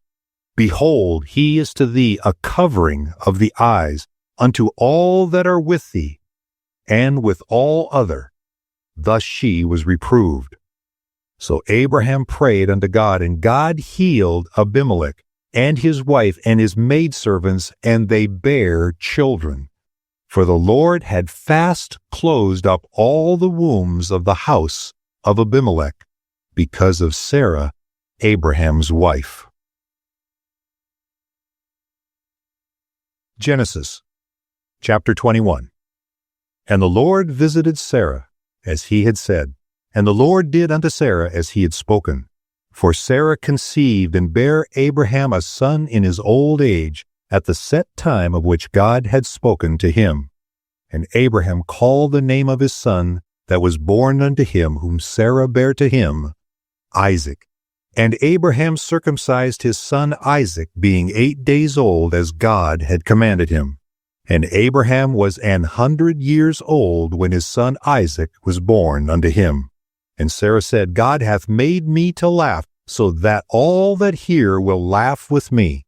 And she said, Who would have said unto Abraham that Sarah should have given children suck? For I have borne him a son in his old age. And the child grew and was weaned, and Abraham made a great feast the same day that Isaac was weaned. And Sarah saw the son of Hagar the Egyptian, which she had borne unto Abraham, mocking. Wherefore she said unto Abraham, Cast out this bondwoman and her son, for the son of this bondwoman shall not be heir with my son, even with Isaac. And the thing was very grievous in Abraham's sight, because of his son. And God said unto Abraham, Let it not be grievous in thy sight because of the lad, and because of thy bondwoman. In all that Sarah hath said unto thee, hearken unto her voice, for in Isaac shall thy seed be called. And also of the son of the bondwoman will I make a nation, because he is thy seed. And Abraham rose up early in the morning, and took bread and a bottle of water, and gave it unto Hagar, putting it on her shoulder, and the child, and sent her away. And she departed, and wandered in the wilderness of Beersheba. And the water was spent in the bottle, and she cast the child under one of the shrubs. And she went and sat down over against him a good way off, as it were a bowshot. For she said, Let me not see the death of the child. And she sat over against him, and lift up her voice, and wept. And God heard the voice of the lad. And the angel of God called to Hagar out of heaven, and said unto her, What aileth thee, Hagar? Fear not, for God hath heard the voice of the lad where he is. Arise, lift up the lad, and behold him in thine hand, for I will make him a great nation. And God opened her eyes, and she saw a well of water, and she went and filled the bottle with water, and gave the lad drink. And God was with the lad, and he grew and dwelt in the wilderness, and became an archer. And he dwelt in the wilderness of Paran. and his mother took him a wife out of the land of Egypt. And it came to pass at that time that Abimelech and Phicol, the chief captain of his host, spake unto Abraham, saying, God is with thee in all that thou doest. Now therefore swear unto me here by God that thou wilt not deal falsely with me, nor with my son, nor with my son's son, but according to the kindness that I have done unto thee, thou shalt do unto me, and to the land wherein thou hast sojourned. And Abraham said, I will swear. And Abraham reproved Abimelech because of a well, which Abimelech's servants had violently taken away.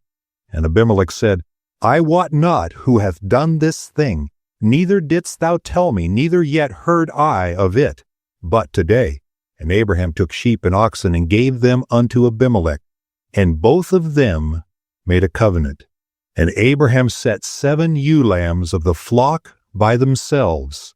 And Abimelech said unto Abraham, What means these 7 ewe lambs which thou hast set by themselves? And he said, For these 7 ewe lambs shalt thou take of my hand, that they may be a witness unto me that I have digged this well. Wherefore he called that place Beersheba, because there they swear, both of them. Thus they made a covenant at Beersheba. Then Abimelech rose up, and Phicol, the chief captain of his host, and they returned into the land of the Philistines. And Abraham planted a grove in Beersheba, and called there on the name of the Lord, the everlasting God.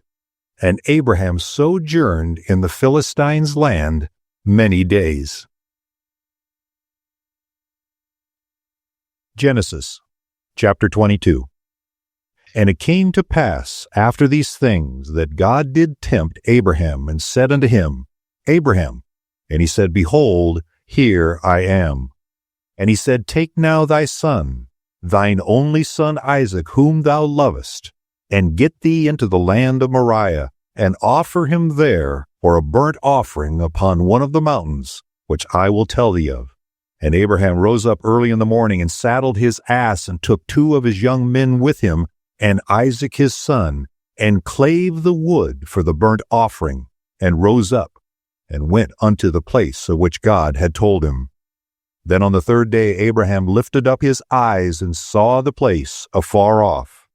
And Abraham said unto his young men, Abide ye here with the ass, and I and the lad will go yonder and worship, and come again to you. And Abraham took the wood of the burnt offering, and laid it upon Isaac his son. And he took the fire in his hand, and a knife, and they went both of them together. And Isaac spake unto Abraham his father, and said, My father. And he said, Here am I, my son. And he said, Behold the fire and the wood, but where is the lamb for a burnt offering? And Abraham said, My son, God will provide himself a lamb for a burnt offering. So they went both of them together.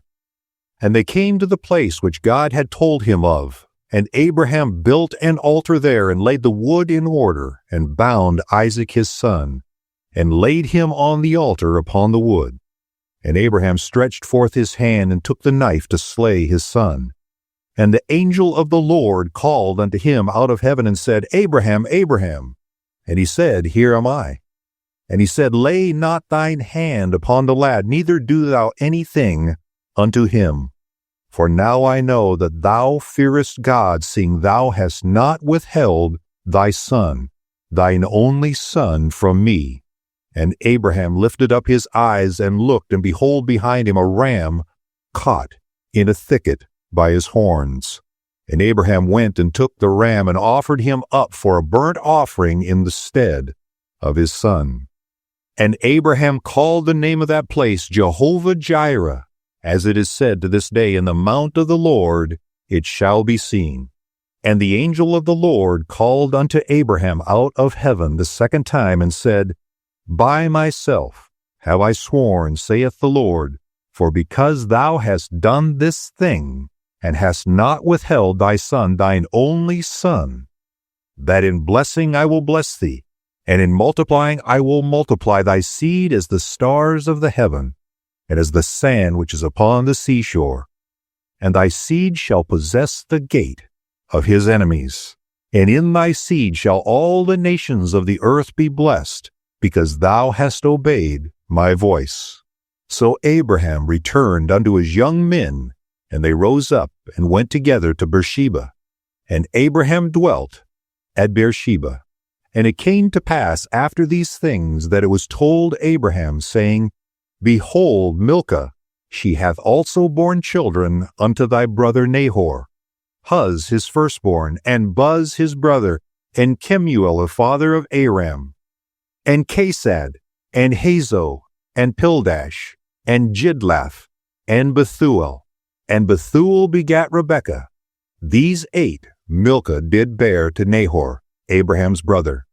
And his concubine, whose name was Reumah, she also bare Tebah, and Gaham, and Thahash, and Micaiah. Genesis chapter 23. And Sarah was 170 years old. These were the years of the life of Sarah. And Sarah died in Kirjatharbar, the same as Hebron, in the land of Canaan. And Abraham came to mourn for Sarah and to weep for her. And Abraham stood up from before his dead and spake unto the sons of Heth, saying, I am a stranger and a sojourner with you. Give me a possession of a burying place with you, that I may bury my dead out of my sight. And the children of Heth answered Abraham, saying unto him, Hear us, my lord, thou art a mighty prince among us. In the choice of our sepulchre bury thy dead. None of us shall withhold from thee his sepulchre, but that thou mayest bury thy dead. And Abraham stood up and bowed himself to the people of the land, even to the children of Heth. And he communed with them, saying, If it be your mind that I should bury my dead out of my sight, hear me, and entreat for me to Ephron, the son of Zohar, that he may give me the cave of Machpelah, which he hath, which is in the end of his field. For as much money as it is worth he shall give it me for a possession of a burying place among you. And Ephron dwelt among the children of Heth. And Ephron the Hittite answered Abraham in the audience of the children of Heth, even of all that went in at the gate of his city, saying, Nay, my lord, hear me. The field give I thee, and the cave that is therein I give it thee. In the presence of the sons of my people give I it thee. Bury thy dead. And Abraham bowed down himself before the people of the land. And he spake unto Ephron in the audience of the people of the land, saying, But if thou wilt give it, I pray thee hear me. I will give thee money for the field. Take it of me, and I will bury my dead there. And Ephron answered Abraham, saying unto him, My lord, hearken unto me. The land is worth 400 shekels of silver. What is that betwixt me and thee? Bury therefore thy dead. And Abraham hearkened unto Ephron, and Abraham weighed to Ephron the silver which he had named in the audience of the sons of Heth, 400 shekels of silver, current money, with the merchant. And the field of Ephron, which was in Machpelah, which was before Mamre, the field and the cave which was therein, and all the trees that were in the field, that were in all the borders round about, were made sure unto Abraham for a possession in the presence of the children of Heth, before all that went in at the gate of his city. And after this Abraham buried Sarah his wife in the cave of the field of Machpelah before Mamre, the same as Hebron in the land of Canaan. And the field and the cave that is therein were made sure unto Abraham for a possession of a burying place by the sons of Heth. Genesis chapter 24. And Abraham was old and well stricken in age, and the Lord had blessed Abraham in all things. And Abraham said unto his eldest servant of his house that ruled over all that he had, Put, I pray thee, thy hand under my thigh, and I will make thee swear by the Lord, the God of heaven and the God of earth, that thou shalt not take a wife unto my son of the daughters of the Canaanites, among whom I dwell, but thou shalt go unto my country and to my kindred, and take a wife unto my son Isaac. And the servant said unto him, peradventure the woman will not be willing to follow me unto this land, must I needs bring thy son again unto the land from whence thou camest? And Abraham said unto him, Beware thou that thou bring not my son thither again. The Lord God of heaven, which took me from my father's house and from the land of my kindred, and which spake unto me, and that sware unto me, saying, Unto thy seed will I give this land, he shall send his angel before thee, and thou shalt take a wife unto my son from thence. And if the woman will not be willing to follow thee, then thou shalt be clear from this my oath. Only bring not my son thither again. And the servant put his hand under the thigh of Abraham his master, and sware to him concerning that matter. And the servant took 10 camels of the camels of his master, and departed. For all the goods of his master were in his hand. And he arose and went to Mesopotamia unto the city of Nahor. And he made his camels to kneel down without the city, by a well of water at the time of the evening, even the time that women go out to draw water. And he said, O Lord God of my master Abraham, I pray thee, send me good speed this day, and show kindness unto my master Abraham. Behold, I stand here by the well of water, and the daughters of the men of the city come out to draw water.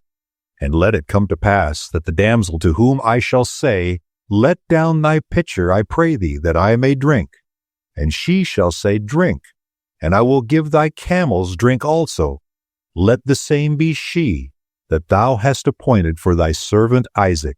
And thereby shall I know that thou hast showed kindness unto my master. And it came to pass before he had done speaking that, behold, Rebekah came out, who was born to Bethuel, son of Milcah, the wife of Nahor, Abraham's brother, with her pitcher upon her shoulder. And the damsel was very fair to look upon, a virgin, neither had any man known her. And she went down to the well, and filled her pitcher, and came up. And the servant ran to meet her, and said, Let me, I pray thee, drink a little water of thy pitcher. And she said, Drink, my lord. And she hasted, and let down her pitcher upon her hand, and gave him a drink. And when she had done giving him drink, she said, I will draw water for thy camels also, until they have done drinking.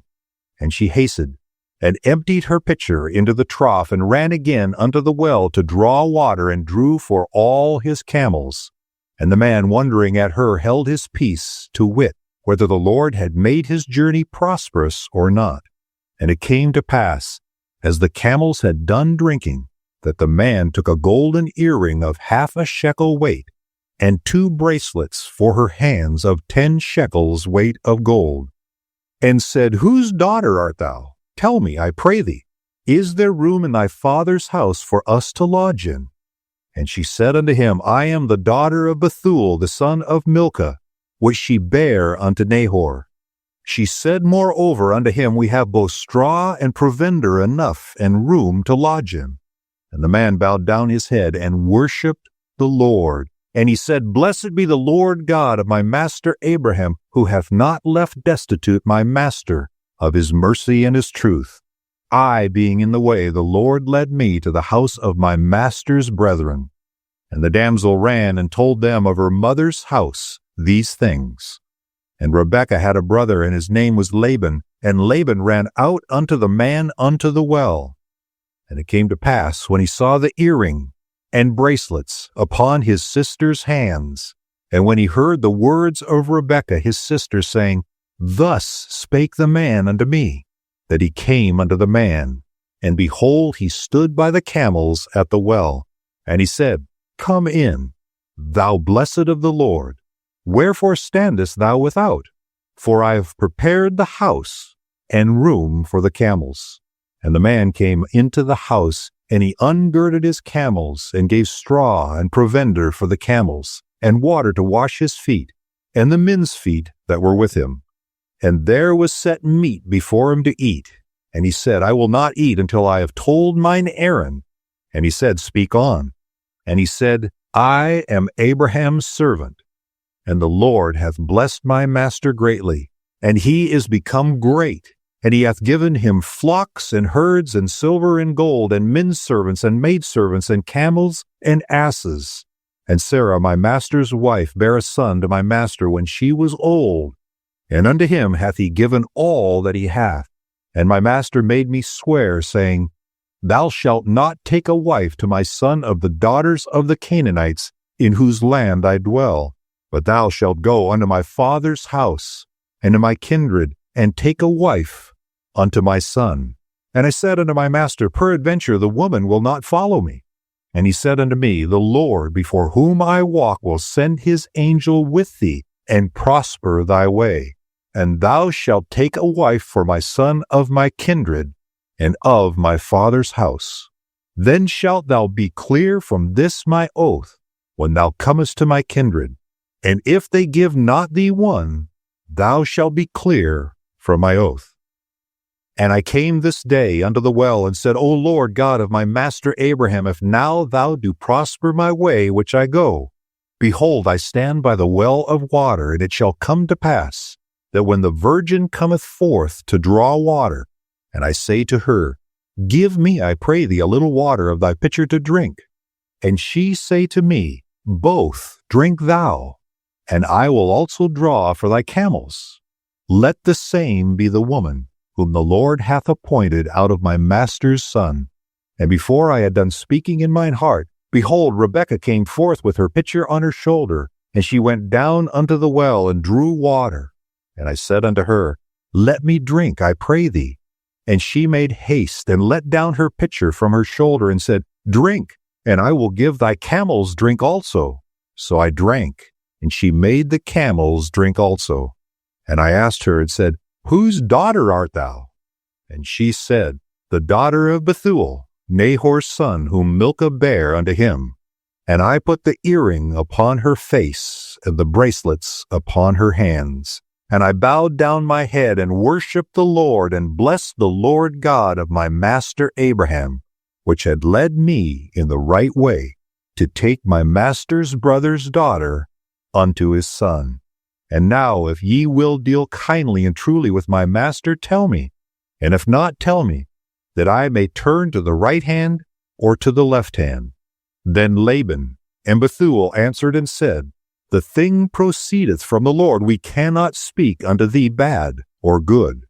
Behold, Rebekah is before thee. Take her and go, and let her be thy master's son's wife, as the Lord hath spoken. And it came to pass, that when Abraham's servant heard their words, he worshipped the Lord, bowing himself to the earth. And the servant brought forth jewels of silver and jewels of gold and raiment, and gave them to Rebekah. He gave also to her brother and to her mother precious things. And they did eat and drink, he and the men that were with him, and tarried all night. And they rose up in the morning, and he said, Send me away unto my master. And her brother and her mother said, Let the damsel abide with us a few days, at the least 10. After that she shall go. And he said unto them, Hinder me not, seeing the Lord hath prospered my way. Send me away, that I may go to my master. And they said, We will call the damsel, and inquire at her mouth. And they called Rebekah, and said unto her, Wilt thou go with this man? And she said, I will go. And they sent away Rebekah their sister, and her nurse, and Abraham's servant, and his men. And they blessed Rebekah, and said unto her, Thou art our sister. Be thou the mother of thousands of millions, and let thy seed possess the gate of those which hate them. And Rebekah arose and her damsels, and they rode upon the camels, and followed the man. And the servant took Rebekah, and went his way. And Isaac came from the way of the well of Lahairoi, for he dwelt in the south country. And Isaac went out to meditate in the field at the eventide. And he lifted up his eyes, and saw, and behold, the camels were coming. And Rebekah lifted up her eyes, and when she saw Isaac, she lighted off the camel. For she had said unto the servant, What man is this that walketh in the field to meet us? And the servant had said, It is my master. Therefore she took a veil and covered herself. And the servant told Isaac all things that he had done. And Isaac brought her in to his mother Sarah's tent, and took Rebekah, and she became his wife, and he loved her. And Isaac was comforted after his mother's death. Genesis chapter 25. Then again Abraham took a wife, and her name was Keturah, and she bare him Zimran, and Jokshan, and Medan, and Midian, and Ishbak, and Shua. And Jokshan begat Sheba, and Dedan. And the sons of Dedan were Ashuram, and Letushim, and Leaman. And the sons of Midian, Ephah, and Epher, and Hanok, and Abida, and Eldaah. All these were the children of Keturah. And Abraham gave all that he had unto Isaac. But unto the sons of the concubines which Abraham had, Abraham gave gifts, and sent them away from Isaac his son, while he yet lived, eastward unto the east country. And these are the days of the years of Abraham's life, which he lived, 160 years. Then Abraham gave up the ghost, and died in a good old age, an old man, and full of years, and was gathered to his people. And his sons Isaac and Ishmael buried him in the cave of Machpelah, in the field of Ephraim, the son of Zohar, the Hittite, which is before Mamre, the field which Abraham purchased of the sons of Heth. There was Abraham buried, and Sarah his wife. And it came to pass after the death of Abraham that God blessed his son Isaac, and Isaac dwelt by the well of Lahairoi. Now these are the generations of Ishmael, Abraham's son, whom Hagar the Egyptian, Sarah's handmaid, bare unto Abraham. And these are the names of the son of Ishmael, by their names, according to their generations: the firstborn of Ishmael, Nebajoth, and Kedar, and Adbil, and Mibsam, and Ishma, and Duma, and Massa, Hadar, and Tema, Jetur, Naphish, and Kedemah. These are the sons of Ishmael, and these are their names, by their towns and by their castles, 12 princes, according to their nations. And these are the years of the life of Ishmael, 137 years.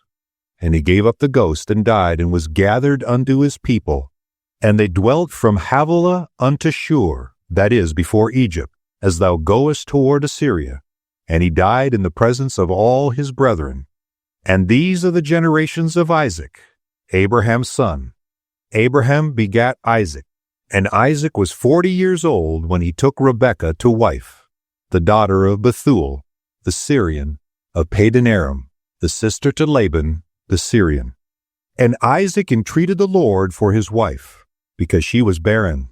And the Lord was entreated of him, and Rebekah his wife conceived.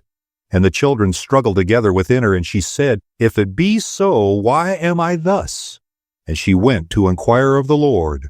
And the Lord said unto her, 2 nations are in thy womb, and 2 manner of people shall be separated from thy bowels. And the one people shall be stronger than the other people, and the elder shall serve the younger. And when her days to be delivered were fulfilled, behold, there were twins in her womb. And the first came out red, all over, like an hairy garment. And they called his name Esau. And after that came his brother out, and his hand took hold of Esau's heel. And his name was called Jacob. And Isaac was 80 years old when she bare them. And the boys grew, and Esau was a cunning hunter, a man of the field. And Jacob was a plain man dwelling in tents. And Isaac loved Esau, because he did eat of his venison, but Rebekah loved Jacob. And Jacob sawed pottage, and Esau came from the field, and he was faint. And Esau said to Jacob, Feed me, I pray thee, with that same red pottage, for I am faint. Therefore was his name called Edom. And Jacob said, Sell me this day thy birthright. And Esau said, Behold, I am at the point to die, and what profit shall this birthright do to me? And Jacob said, Swear to me this day. And he sware unto him, and he sold his birthright unto Jacob. Then Jacob gave Esau bread and pottage of lentils, and he did eat and drank, and rose up and went his way. Thus Esau despised his birthright. Genesis chapter 26. And there was a famine in the land, besides the first famine that was in the days of Abraham. And Isaac went unto Abimelech king of the Philistines, unto Gerar. And the Lord appeared unto him, and said, Go not down into Egypt, dwell in the land which I shall tell thee of. Sojourn in this land, and I will be with thee, and will bless thee. For unto thee and unto thy seed I will give all these countries, and I will perform the oath which I swear unto Abraham thy father. And I will make thy seed to multiply as the stars of heaven, and will give unto thy seed all these countries. And in thy seed shall all the nations of the earth be blessed, because that Abraham obeyed my voice, and kept my charge, my commandments, my statutes, and my laws. And Isaac dwelt in Gerar. And the men of the place asked him of his wife, and he said, She is my sister. For he feared to say, She is my wife, lest, said he, the men of the place should kill me for Rebekah, because she was fair to look upon. And it came to pass, when he had been there a long time, that Abimelech the king of the Philistines looked out at a window, and saw, and behold, Isaac was sporting with Rebekah his wife. And Abimelech called Isaac, and said, Behold, of a surety she is thy wife. And how saidest thou, She is my sister? And Isaac said unto him, Because I said, Lest I die for her. And Abimelech said, What is this thou hast done unto us?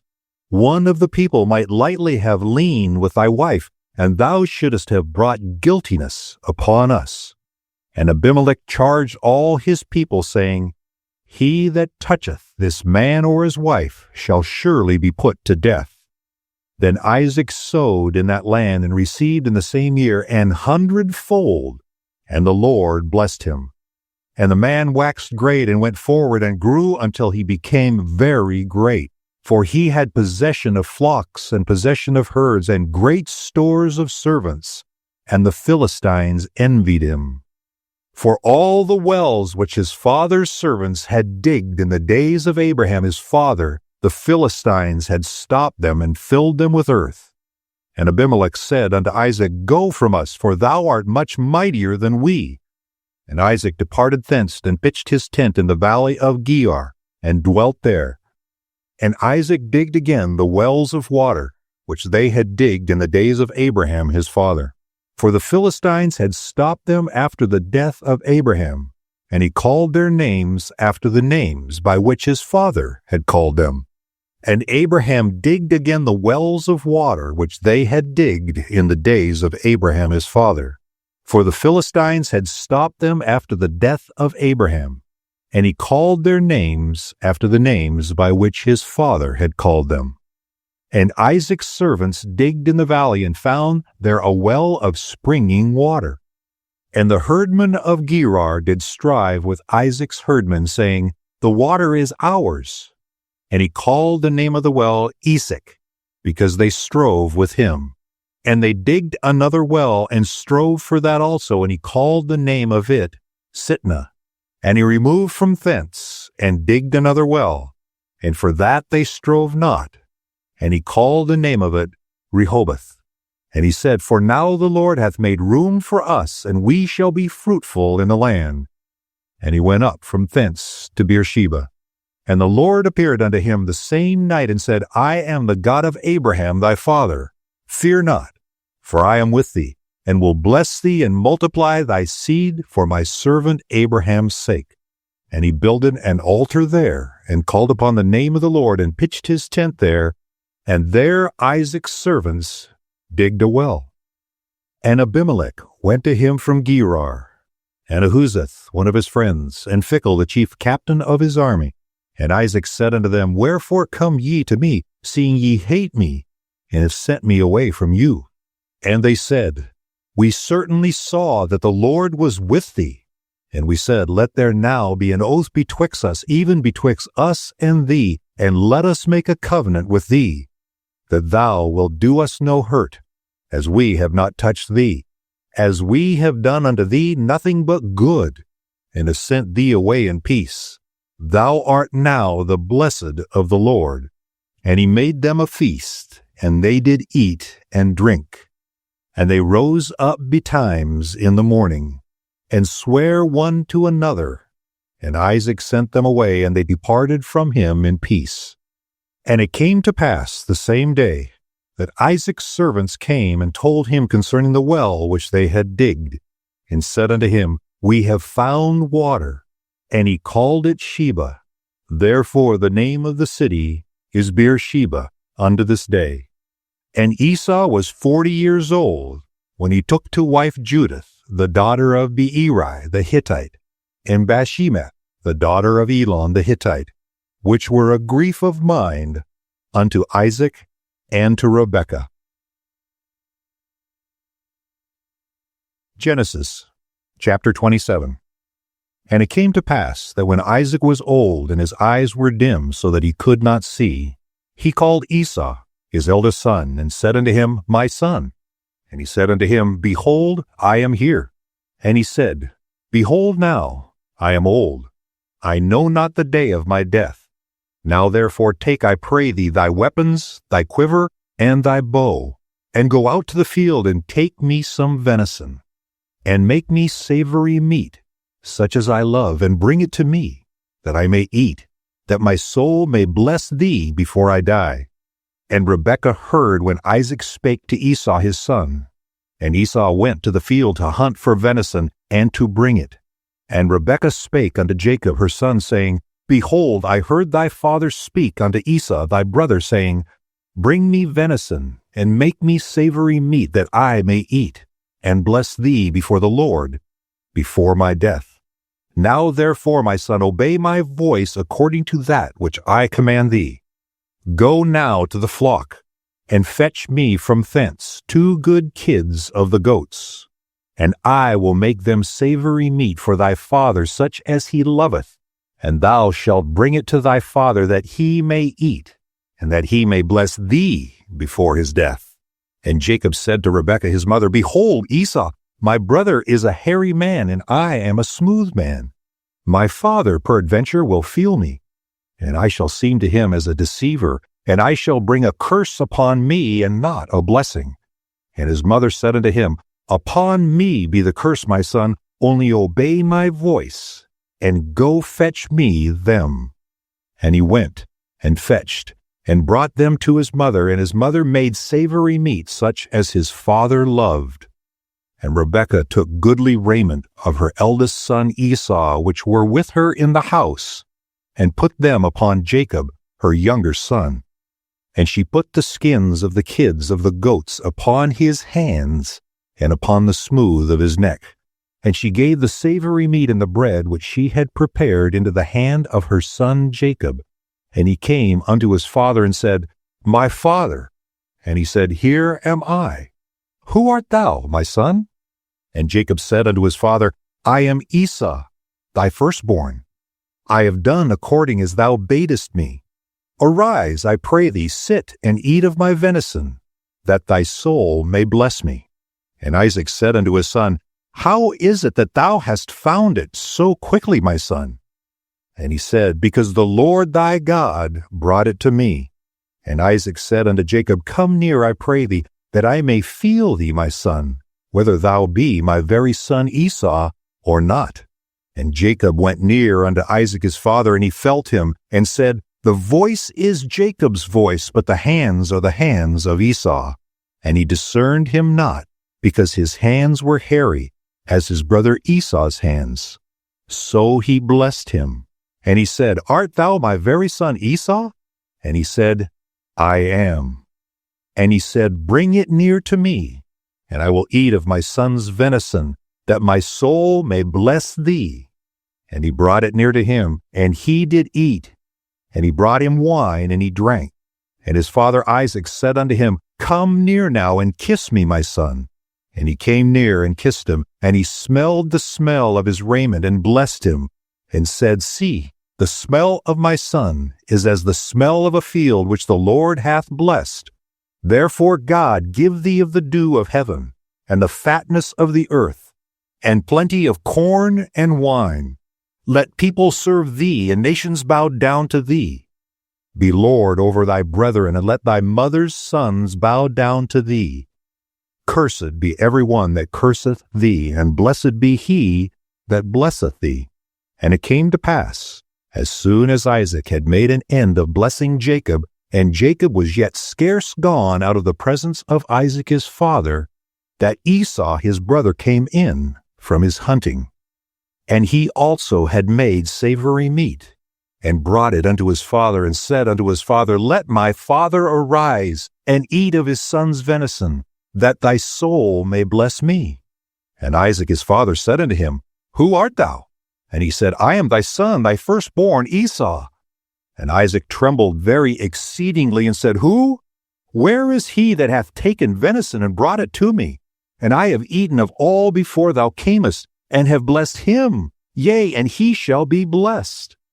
And when Esau heard the words of his father, he cried with a great and exceeding bitter cry, and said unto his father, Bless me, even me also, O father. And he said, Thy brother came with subtlety, and hath taken away thy blessing. And he said, Is not he rightly named Jacob? For he hath supplanted me these 2 times. He took away my birthright, and behold, now he hath taken away my blessing. And he said, Hast thou not reserved a blessing for me? And Isaac answered and said unto Esau, Behold, I have made him thy lord, and all his brethren have I given to him for servants, and with corn and wine have I sustained him. And what shall I do now unto thee, my son? And Esau said unto his father, Hast thou but one blessing, my father? Bless me, even me also, O my father. And Esau lifted up his voice and wept. And Isaac his father answered and said unto him, Behold, thy dwelling shall be the fatness of the earth, and of the dew of heaven from above. And by thy sword shalt thou live, and shalt serve thy brother. And it shall come to pass, when thou shalt have the dominion, that thou shalt break his yoke off thy neck. And by thy sword shalt thou live, and shalt serve thy brother. And it shall come to pass, when thou shalt have dominion, that thou shalt break his yoke from off thy neck.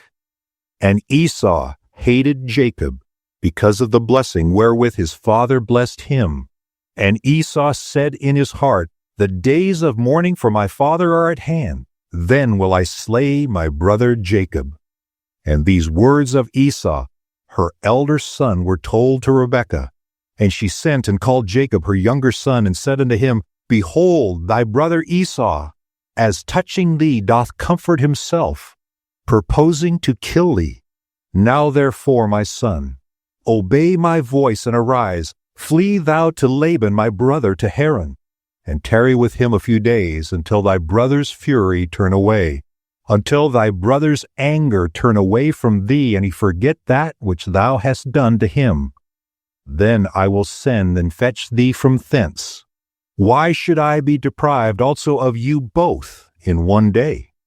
And Rebekah said to Isaac, I am weary of my life because of the daughters of Heth. If Jacob take a wife of the daughters of Heth, such as these which are of the daughters of the land, what good shall my life do me? Genesis chapter 28. And Isaac called Jacob, and blessed him, and charged him, and said unto him, Thou shalt not take a wife of the daughters of Canaan. Arise and go to Padamaran, to the house of Bethuel, thy mother's father, and take thee a wife from thence, of the daughters of Laban, thy mother's brother. And God Almighty bless thee, and make thee fruitful, and multiply thee, that thou mayest be a multitude of people, and give thee the blessing of Abraham to thee, and to thy seed with thee, that thou mayest inherit the land wherein thou art a stranger, which God gave unto Abraham. And Isaac sent away Jacob, and he went to Padanaram unto Laban, son of Bethuel the Syrian. the brother of Rebekah, Jacob's and Esau's mother. When Esau saw that Isaac had blessed Jacob and sent him away to Padanaram to take him a wife from thence, and that as he blessed him he gave him a charge, saying, Thou shalt not take a wife of the daughters of Canaan, that Jacob obeyed his father and his mother and was gone to Padanaram. And Esau, seeing that the daughters of Canaan pleased not Isaac his father, then went Esau unto Ishmael, and took unto the wives which he had Mahalath, the daughter of Ishmael, Abraham's son, the sister of Nebajoth, to be his wife. And Jacob went out from Beersheba, and went to Haran. And he lighted upon a certain place, and tarried there all night, because the sun was set. And he took of the stones of that place, and put them for his pillow, and lay down in that place to sleep. And he dreamed, and behold, a ladder set up on the earth, and the top of it reached to heaven, and behold, the angels of God ascending and descending on it. And he dreamed, and behold, a ladder set up on the earth, and the top of it reached to heaven, and behold, the angels of God ascending and descending on it. And behold, the Lord stood above it, and said, I am the Lord God of Abraham thy father, and the God of Isaac. The land whereon thou liest, to thee will I give it, and to thy seed. And thy seed shall be as the dust of the earth, and thou shalt spread abroad to the west, and to the east, and to the north, and to the south. And in thee and in thy seed shall all the families of the earth be blessed. And behold, I am with thee, and will keep thee in all places whither thou goest, and will bring thee again into this land. For I will not leave thee until I have done that which I have spoken to thee of. And Jacob awake out of his sleep, and he said, Surely the Lord is in this place, and I knew it not. And he was afraid, and he said, How dreadful is this place! This is none other but the house of God, and this is the gate of heaven. And Jacob rose up early in the morning, and took the stone that he had put for his pillow, and set it up for a pillar, and poured oil upon the top of it. And he called the name of that place Bethel, but the name of that city was called Luz at first. And Jacob vowed a vow, saying, If God will be with me, and will keep me in this way that I go, and will give me bread to eat and raiment to put on, so that I come again to my father's house in peace, then shall the Lord be my God. And this stone which I have set for a pillar shall be God's house. And of all that thou shalt give me, I will surely give the 10th unto thee. Genesis chapter 29. Then Jacob went on his journey, and came into the land of the people of the east.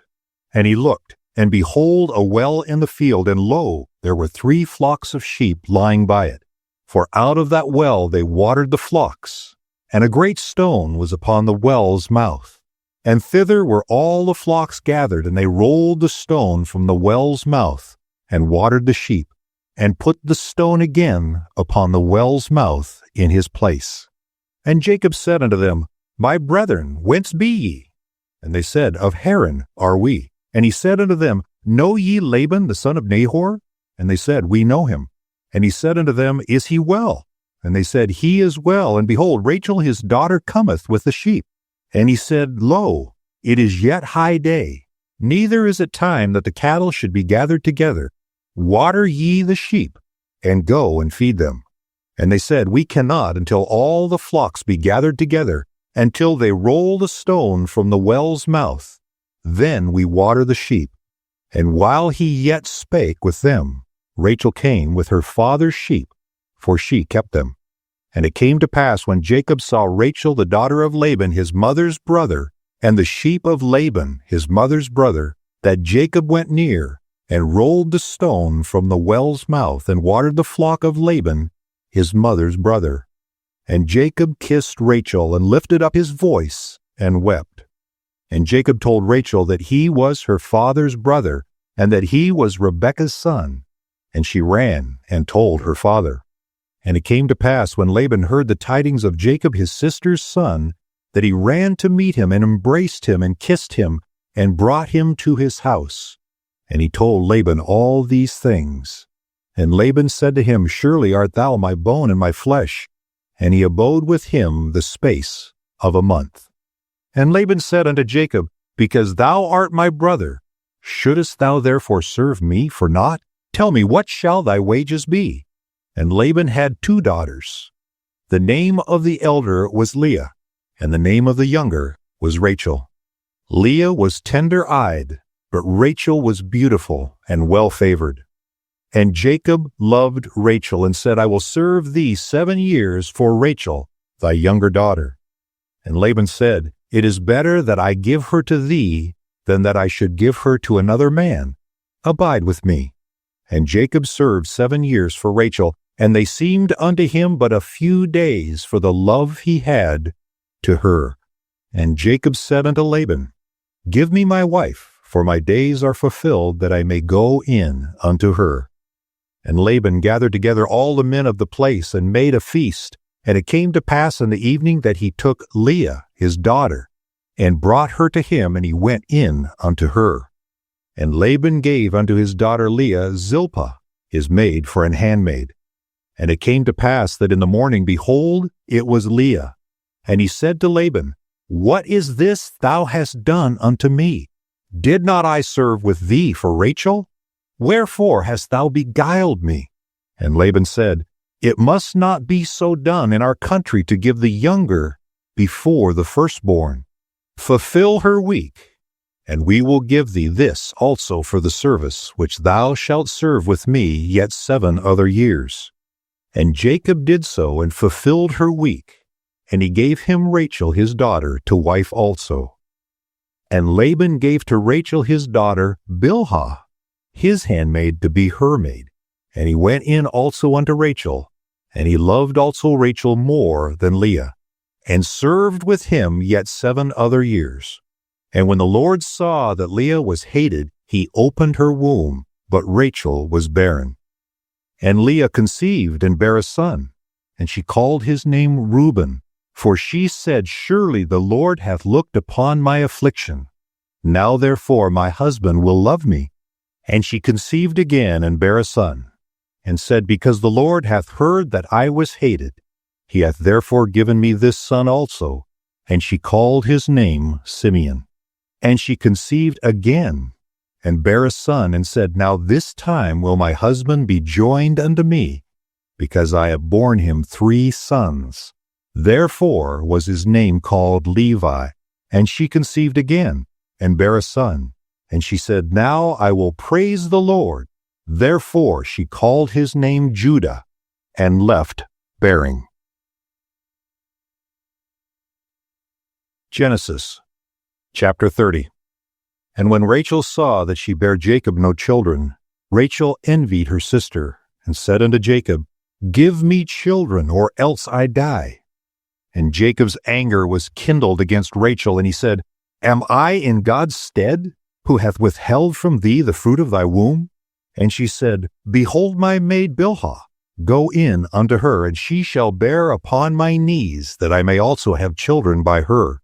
And she gave him Bilhah her handmaid to wife. And Jacob went in unto her. And Bilhah conceived, and bare Jacob a son. And Rachel said, God hath judged me, and hath also heard my voice, and hath given me a son. Therefore called she his name Dan. And Bilhah Rachel's maid conceived again, and bare Jacob a second son. And Rachel said, With great wrestlings have I wrestled with my sister, and I have prevailed. And she called his name Naphtali. When Leah saw that she had left bearing, she took Zilpah her maid, and gave her to Jacob to wife. And Zilpah, Leah's maid, bare Jacob a son. And Leah said, A troop cometh. And she called his name Gad. And Zilpah, Leah's maid, bare Jacob a second son. And Leah said, Happy am I, for the daughters will call me blessed. And she called his name Asher. And Reuben went in the days of wheat harvest, and found mandrakes in the field, and brought them unto his mother Leah. Then Rachel said to Leah, Give me, I pray thee, of thy son's mandrakes.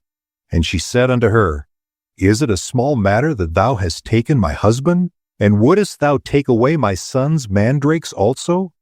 And Rachel said, Therefore he shall lie with thee tonight for thy son's mandrakes.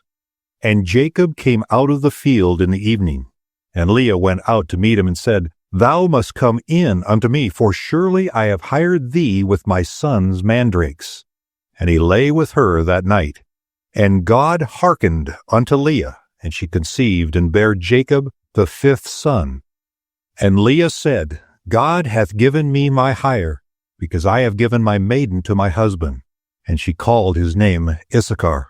And Leah conceived again, and bare Jacob the 6th son.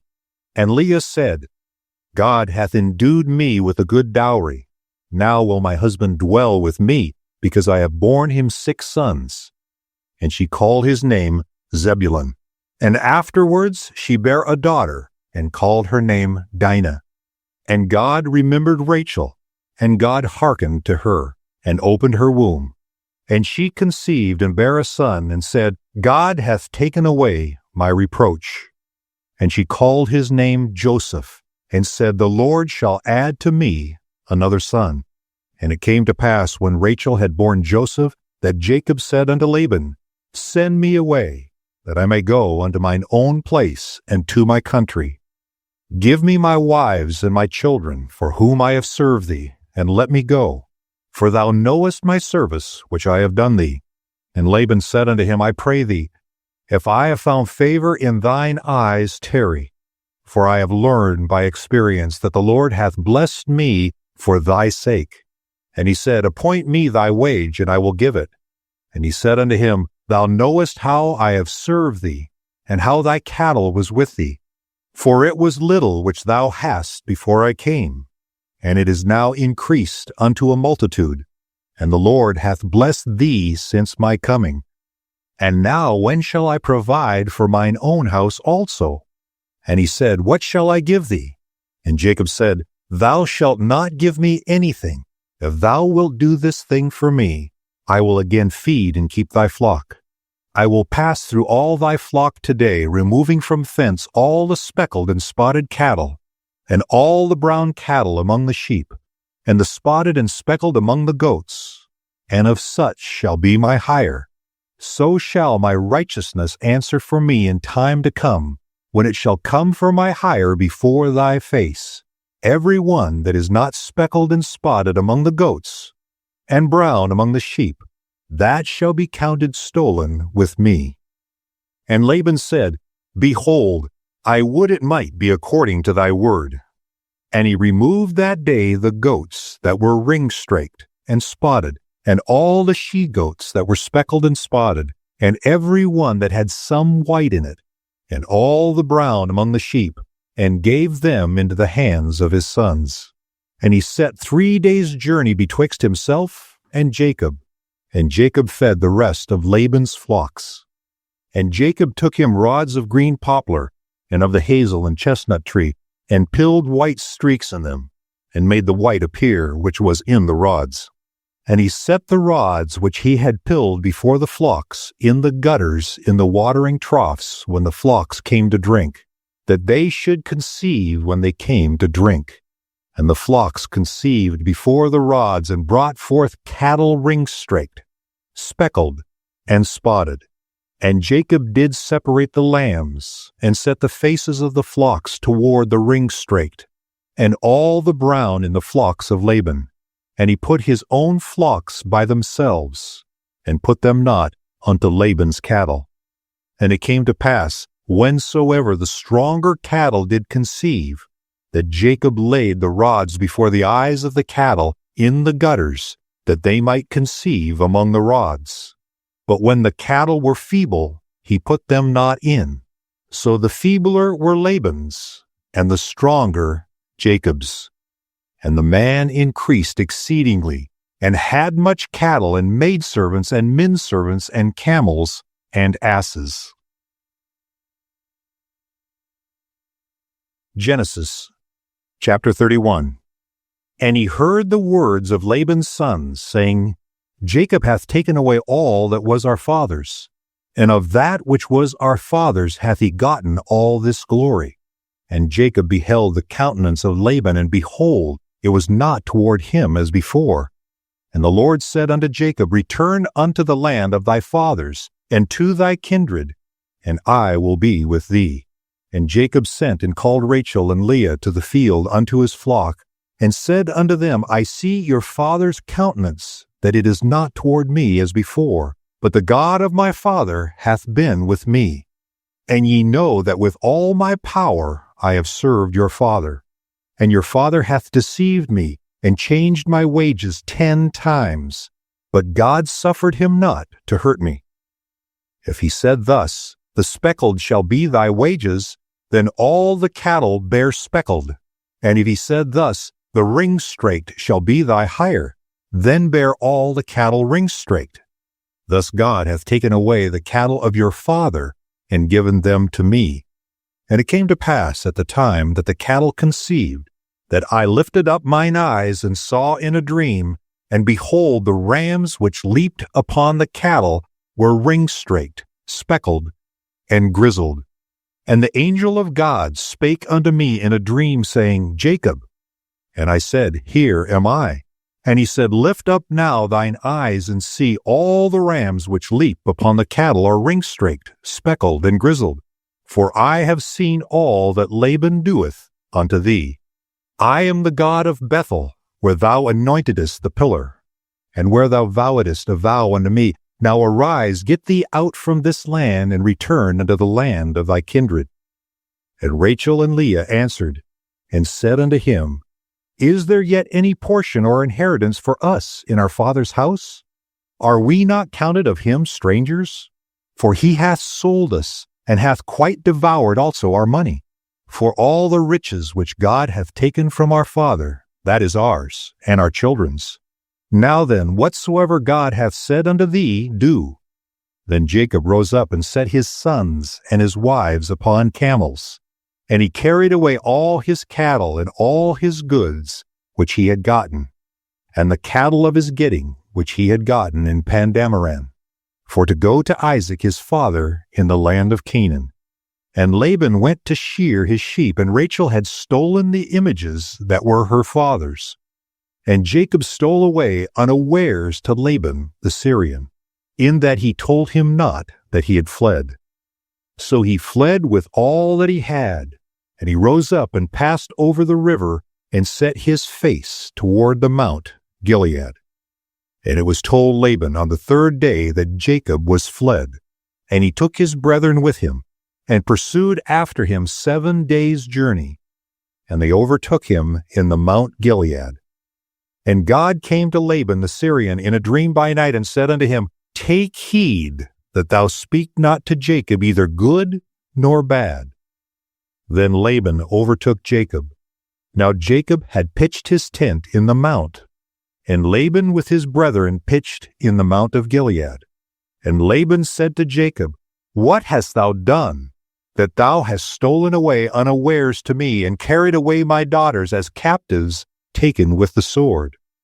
Wherefore didst thou flee away secretly, and steal away from me, and didst not tell me, that I might have sent thee away with mirth, and with songs, with tabret, and with harp?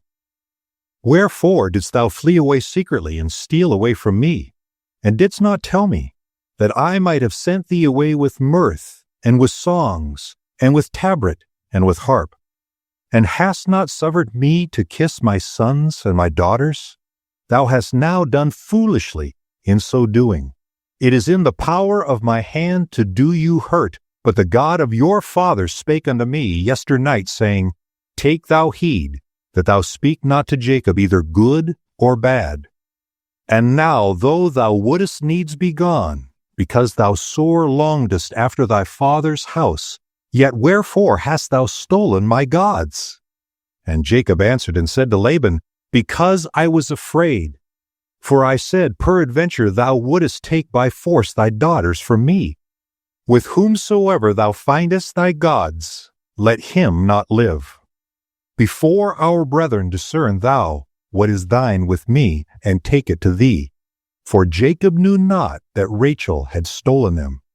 And Laban went into Jacob's tent, and into Leah's tent, and into the 2 maidservants' tents, but he found them not. Then went he out of Leah's tent and entered into Rachel's tent. Now Rachel had taken the images and put them in the camel's furniture and sat upon them. And Laban searched all the tent, but found them not. And she said to her father, Let it not displease my lord that I cannot rise up before thee, for the custom of women is upon me. And he searched, but found not the images. And Jacob was wroth, and chode with Laban. And Jacob was wroth, and chode with Laban. And Jacob answered and said to Laban, What is my trespass? What is my sin that thou hast so hotly pursued after me? Whereas thou hast searched all my stuff. What hast thou found of all thy household stuff? Set it here before my brethren and thy brethren, that they may judge betwixt us both. This 20 years have I been with thee. Thy ewes and thy she-goats have not cast their young, and the rams of thy flock have I not eaten. That which was torn of beast I brought not unto thee. I bear the loss of it. Of my hand didst thou require it, whether stolen by day or stolen by night. Thus I was. In the day the drought consumed me, and the frost by night, and my sleep departed from mine eyes. Thus have I been 20 years in thy house. I served thee 14 years for thy 2 daughters, and 6 years for thy cattle, and thou hast changed my wages 10 times. Except the God of my father, the God of Abraham, and the fear of Isaac, had been with me, surely thou hast sent me away now empty. God has seen mine affliction and the labor of my hands, and rebuked thee yesternight. And Laban answered and said unto Jacob, These daughters are my daughters, and these children are my children, and these cattle are my cattle, and all that thou seest is mine. And what can I do this day unto these my daughters, or unto their children which they have borne? Now therefore come thou, let us make a covenant, I and thou, and let it be for a witness between me and thee. And Jacob took up a stone and set it up for a pillar. And Jacob said unto his brethren, Gather stones. And they took up stones and made an heap, and they did eat there upon the heap. And Laban called it Jegar-Sahadutha, but Jacob called it Gilead. And Laban said, This heap is a witness between me and thee this day. Therefore was the name of it called Gilead. And Mizpah, for he said, The Lord watch between me and thee, when we are absent one from another. If thou shalt afflict my daughters, or if thou shalt take other wives beside my daughters, no man is with us. See, God is witness betwixt me and thee. And Laban said to Jacob, Behold this heap, and behold this pillar, which I have cast betwixt me and thee. This heap be witness, and this pillar be witness, that I will not pass over this heap to thee, and that thou shalt not pass over this heap and this pillar unto me for harm. The God of Abraham, and the God of Nahor, the God of their father, judge betwixt us. And Jacob sware by the fear of his father Isaac. Then Jacob offered sacrifice upon the mount, and called his brethren to eat bread. And they did eat bread, and tarried all night in the mount. And early in the morning Laban rose up, and kissed his sons and his daughters, and blessed them. And Laban departed, and returned unto his place. Genesis chapter 32. And Jacob went on his way, and the angels of God met him. And when Jacob saw them, he said, This is God's host. And he called the name of that place Mahanaim. And Jacob sent messengers before him to Esau his brother, unto the land of Seir, the country of Edom. And he commanded them, saying, Thus shall ye speak unto my lord Esau. Thy servant Jacob saith thus, I have sojourned with Laban, and stayed there until now. And I have oxen and asses, flocks and men servants, and women servants. And I have sent to tell my lord, that I may find grace in thy sight. And the messengers returned to Jacob, saying, We came to thy brother Esau, and also he cometh to meet thee, and 400 men with him. Then Jacob was greatly afraid and distressed, And he divided the people that was with him, and the flocks and the herds, and the camels into 2 bands, and said, If Esau come to the one company and smite it, then the other company which is left shall escape. And Jacob said, O God of my father Abraham, and God of my father Isaac, the Lord which saidest unto me, Return unto thy country and to thy kindred, and I will deal well with thee. I am not worthy of the least of all the mercies and of all the truth which thou hast showed unto thy servant. For with my staff I passed over this Jordan, and now I am become 2 bands. Deliver me, I pray thee, from the hand of my brother, from the hand of Esau, for I fear him, lest he will come and smite me and the mother with the children. And thou saidest, I will surely do thee good, and make thy seed as the sand of the sea, which cannot be numbered for multitude. And he lodged there that same night, and took of that which came to his hand a present for Esau his brother, 200 she-goats, and 20 he-goats, 200 ewes, and 20 rams, 30 milch camels with their colts, 40 kine, and 10 bulls, 20 she-asses, and 10 foals. And he delivered them into the hand of his servants, every drove by themselves, and said unto his servants, Pass over before me, and put a space betwixt drove and drove. And he commanded the foremost, saying, When Esau my brother meeteth thee, and asketh thee, saying, Whose art thou? And whither goest thou?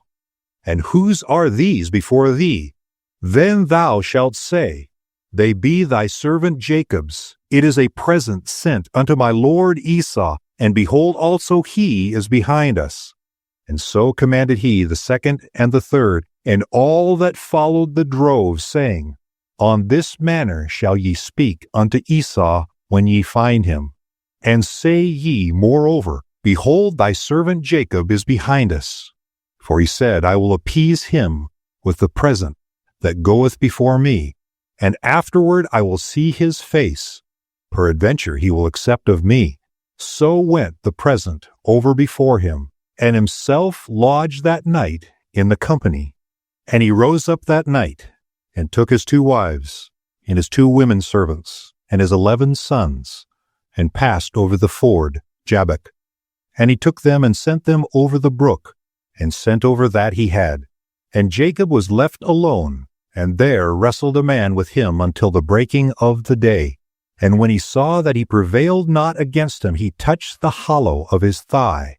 And the hollow of Jacob's thigh was out of joint, as he wrestled with him. And he said, Let me go, for the day breaketh. And he said, I will not let thee go, except thou bless me. And he said unto him, What is thy name? And he said, Jacob. And he said, Thy name shall be called no more Jacob, but Israel. For as a prince hast thou power with God and with men, and hast prevailed. And Jacob asked him and said, Tell me, I pray thee, thy name. And he said, Wherefore is it that thou dost ask after my name? And he blessed him there. And Jacob called the name of the place Peniel. For I have seen God face to face, and my life is preserved. And as he passed over Penuel, the sun rose up, and he halted upon his thigh. Therefore the children of Israel eat not of the sinew which shrank, which is upon the hollow of the thigh unto this day, because he touched the hollow of Jacob's thigh in the sinew that shrank. Genesis chapter 33. And Jacob lifted up his eyes and looked, and behold, Esau came, and with him 400 men. And he divided the children unto Leah and unto Rachel, and unto the 2 handmaids. And he put the handmaids and their children foremost, and Leah and her children after, and Rachel and Joseph hindermost. And he passed over before them, and bowed himself to the ground 7 times, until he came near to his brother. And Esau ran to meet him, and embraced him, and fell on his neck, and kissed him. And they wept. And he lifted up his eyes, and saw the women and the children, and said, Who are those with thee? And he said, The children which God hath graciously given thy servant. Then the handmaidens came near, they and their children, and they bowed themselves. And Leah also with her children came near, and bowed themselves. And after came Joseph near, and Rachel, and they bowed themselves. And he said, What meanest thou by all this drove which I met? And he said, These are to find grace in the sight of my Lord. And Esau said, I have enough, my brother. Keep that thou hast unto thyself. And Jacob said, Nay, I pray thee, if now I have found grace in thy sight, then receive my present at my hand. For therefore I have seen thy face as though I had seen the face of God, and thou wast pleased with me. Take, I pray thee, my blessing that is brought to thee, because God hath dealt graciously with me, and because I have enough. And he urged him, and he took it. And he said, Let us take our journey, and let us go, and I will go before thee. And he said unto him, My Lord knoweth that the children are tender, and the flocks and herds with young are with me. And if men should overdrive them one day, all the flock will die. Let my Lord, I pray thee, pass before his servant, and I will lead on softly, according as the cattle that goeth before me, and the children be able to endure, until I come unto my Lord, unto Seir. And Esau said, Let me now leave with thee some of the folk that are with me. And he said, What needeth it? Let me find grace in the sight of my Lord. So Esau returned that day on his way unto Seir. And Jacob journeyed to Succoth, and made booths for his cattle. Therefore the name of the place is called Succoth. And Jacob came to Shalem, a city of Shechem, which is in the land of Canaan, when he came from Padanaram, and pitched his tent before the city. And he bought a parcel of a field where he had spread his tent, at the hand of the children of Hamor, Shechem's father, for 100 pieces of money. And he erected there an altar, and called it El Elohi, Israel. Genesis chapter 34. And Dinah the daughter of Leah, which she bare unto Jacob, went out to see the daughters of the land. And when Shechem the son of Hamor the Hivite, prince of the country, saw her, he took her, and lay with her, and defiled her. And his soul clave unto Dinah the daughter of Jacob, and he loved the damsel, and spake kindly unto the damsel. And Shechem spake unto his father Hamor, saying, Get me this damsel to wife. And Jacob heard that he had defiled Dinah his daughter. Now his sons were with his cattle in the field, and Jacob held his peace until they were come. And Hamor the father of Shechem went out unto Jacob to commune with him. And the sons of Jacob came out of the field when they heard it, and the men were grieved, and they were very wroth, because he had wrought folly in Israel in lying with Jacob's daughter, which thing ought not to be done. And Hamor communed with them, saying, The soul of my son Shechem longeth for your daughter. I pray you give her him to wife. And make ye marriages with us, and give your daughters unto us, and take our daughters unto you. And ye shall dwell with us, and the land shall be before you. Dwell and trade ye therein, and get your possessions therein. And Shechem said unto her father and unto her brethren, Let me find grace in your eyes, and what ye shall say unto me I will give. Ask me never so much dowry and gift, and I will give according as ye shall say unto me, but give me the damsel to wife. And the sons of Jacob answered Shechem and Hamor his father deceitfully, and said, because he had defiled Dinah their sister. And they said unto them, We cannot do this thing, to give our sister to one that is uncircumcised, for that were a reproach unto us. But in this will we consent unto you, if ye will be as we be, that every male of you be circumcised. Then will we give our daughters unto you, and we will take your daughters to us, and we will dwell with you, and we will become one people. But if ye will not hearken unto us to be circumcised, then will we take our daughter, and we will be gone. And their words pleased Hamor, and Shechem, Hamor's son. And the young man deferred not to do the thing, because he had delight in Jacob's daughter, and he was more honorable than all the house of his father. And Hamor and Shechem his son came unto the gate of their city, and communed with the men of their city, saying, These men are peaceable with us, therefore let them dwell in the land and trade therein. For the land, behold, it is large enough for them. Let us take their daughters to us for wives, and let us give them our daughters. Only herein will the men consent unto us to dwell with us, to be one people. If every male among us be circumcised, as they are circumcised, shall not their cattle and their substance and every beast of theirs be ours? Only let us consent unto them, and they will dwell with us. And unto Hamor and unto Shechem his son hearkened all that went out of the gate of his city. And every male was circumcised, all that went out of the gate of his city. And it came to pass on the third day, when they were sore, that two of the sons of Jacob, Simeon and Levi, Dinah's brethren, took each man his sword, and came upon the city boldly, and slew all the males.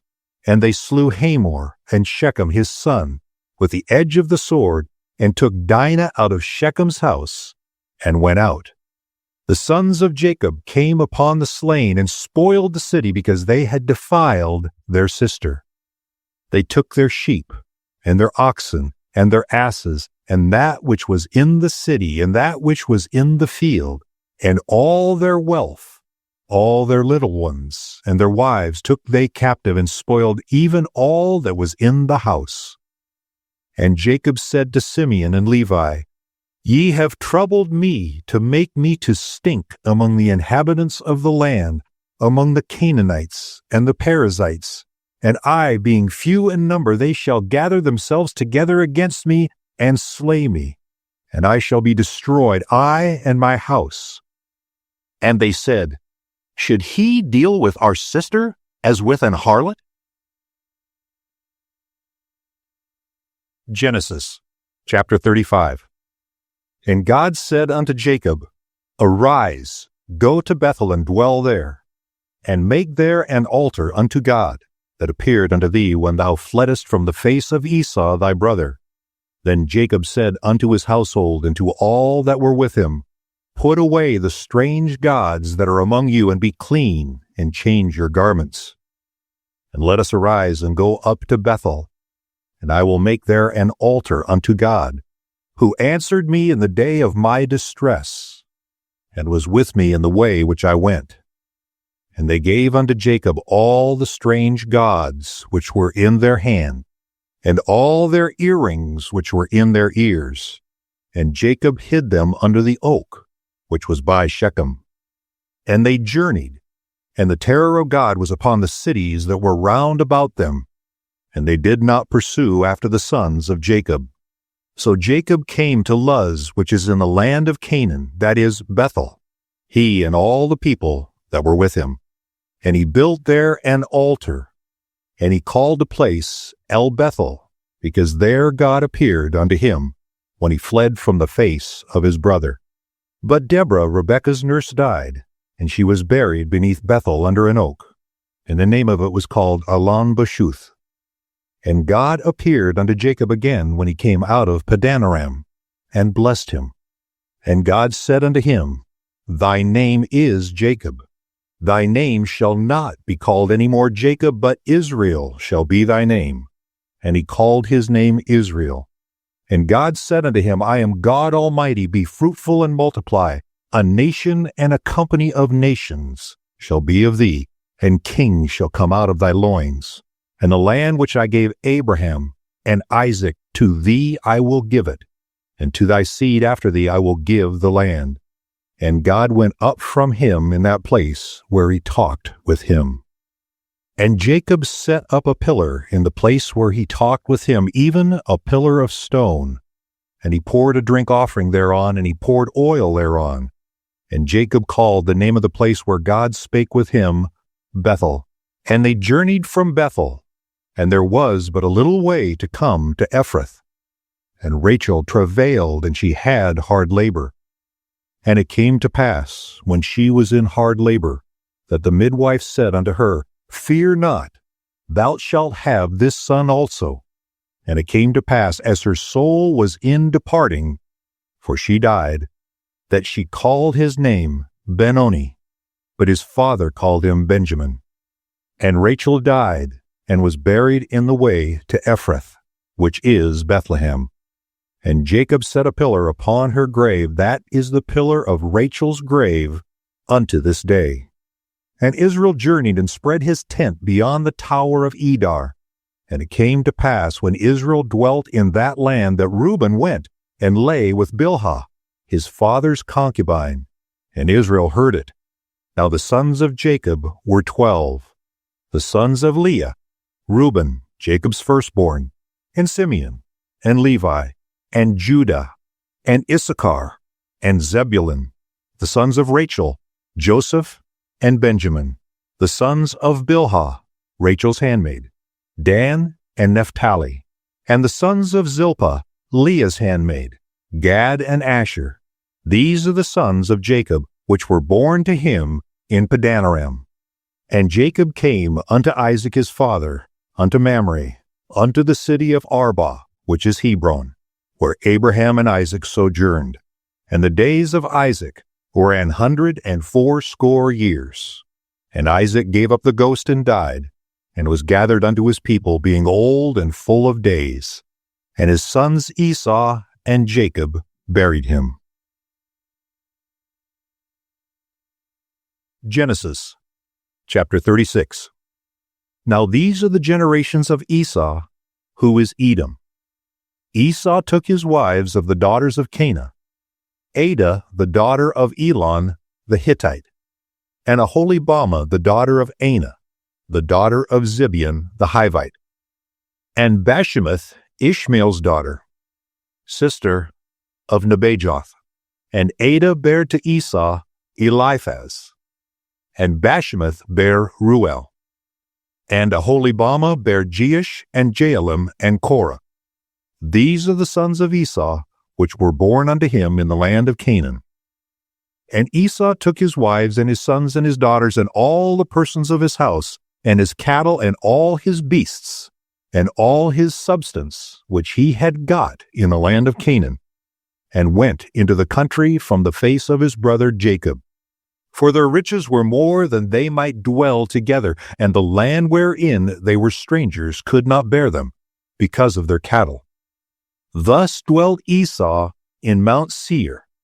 Esau is Edom. And these are the generations of Esau, the father of the Edomites, in Mount Seir.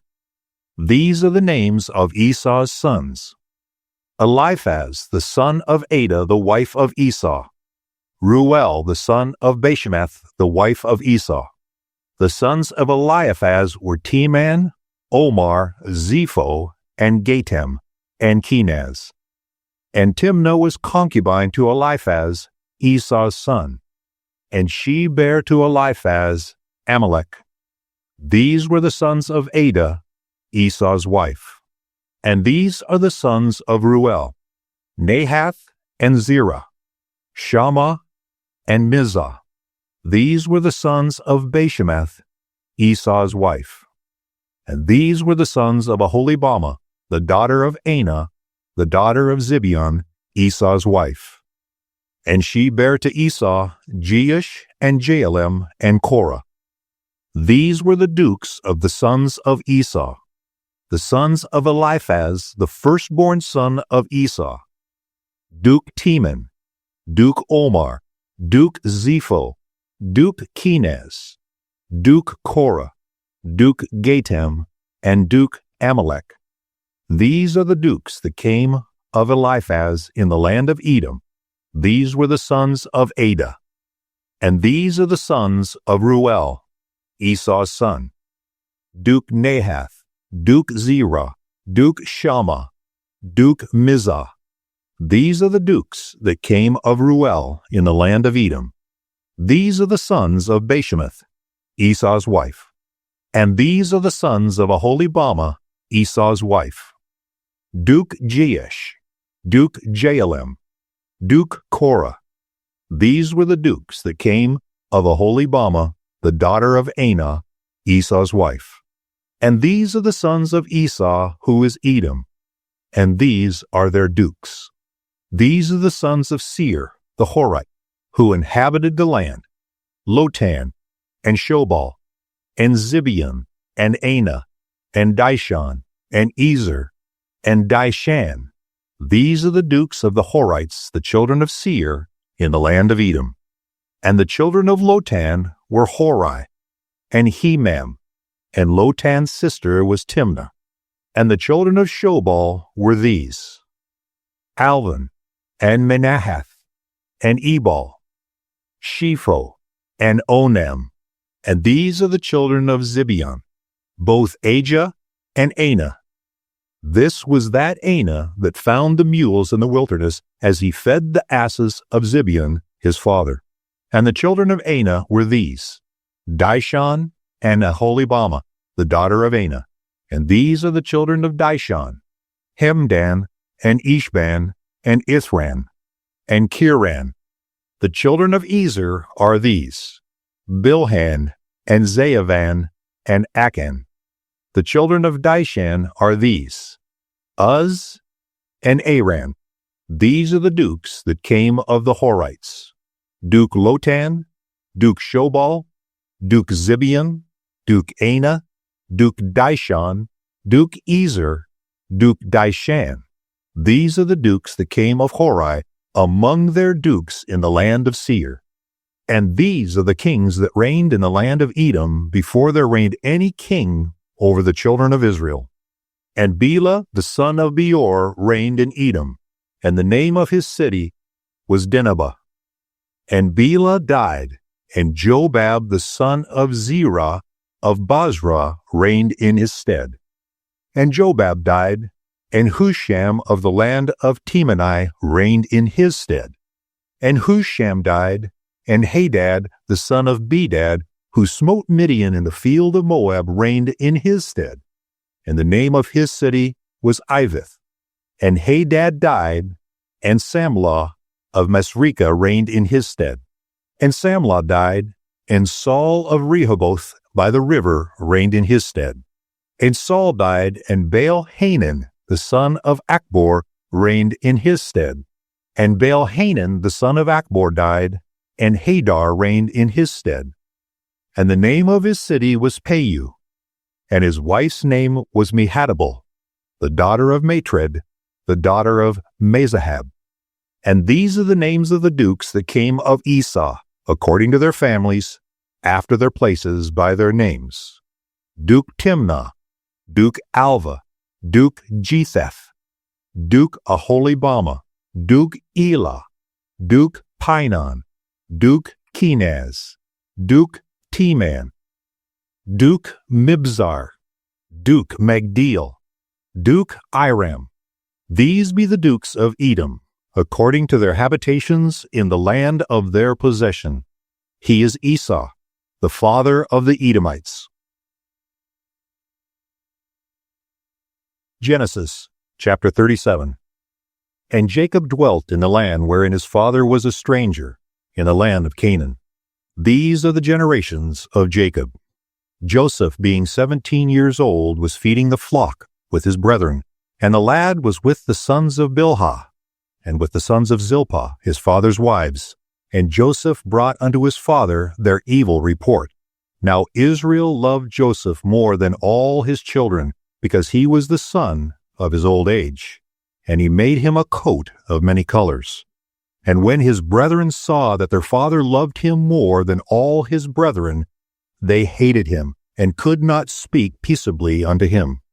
And Joseph dreamed a dream, and he told it to his brethren, and they hated him yet the more. And he said unto them, Hear, I pray you, this dream which I have dreamed. For behold, we were binding sheaves in the field, and lo, my sheaf arose, and also stood upright.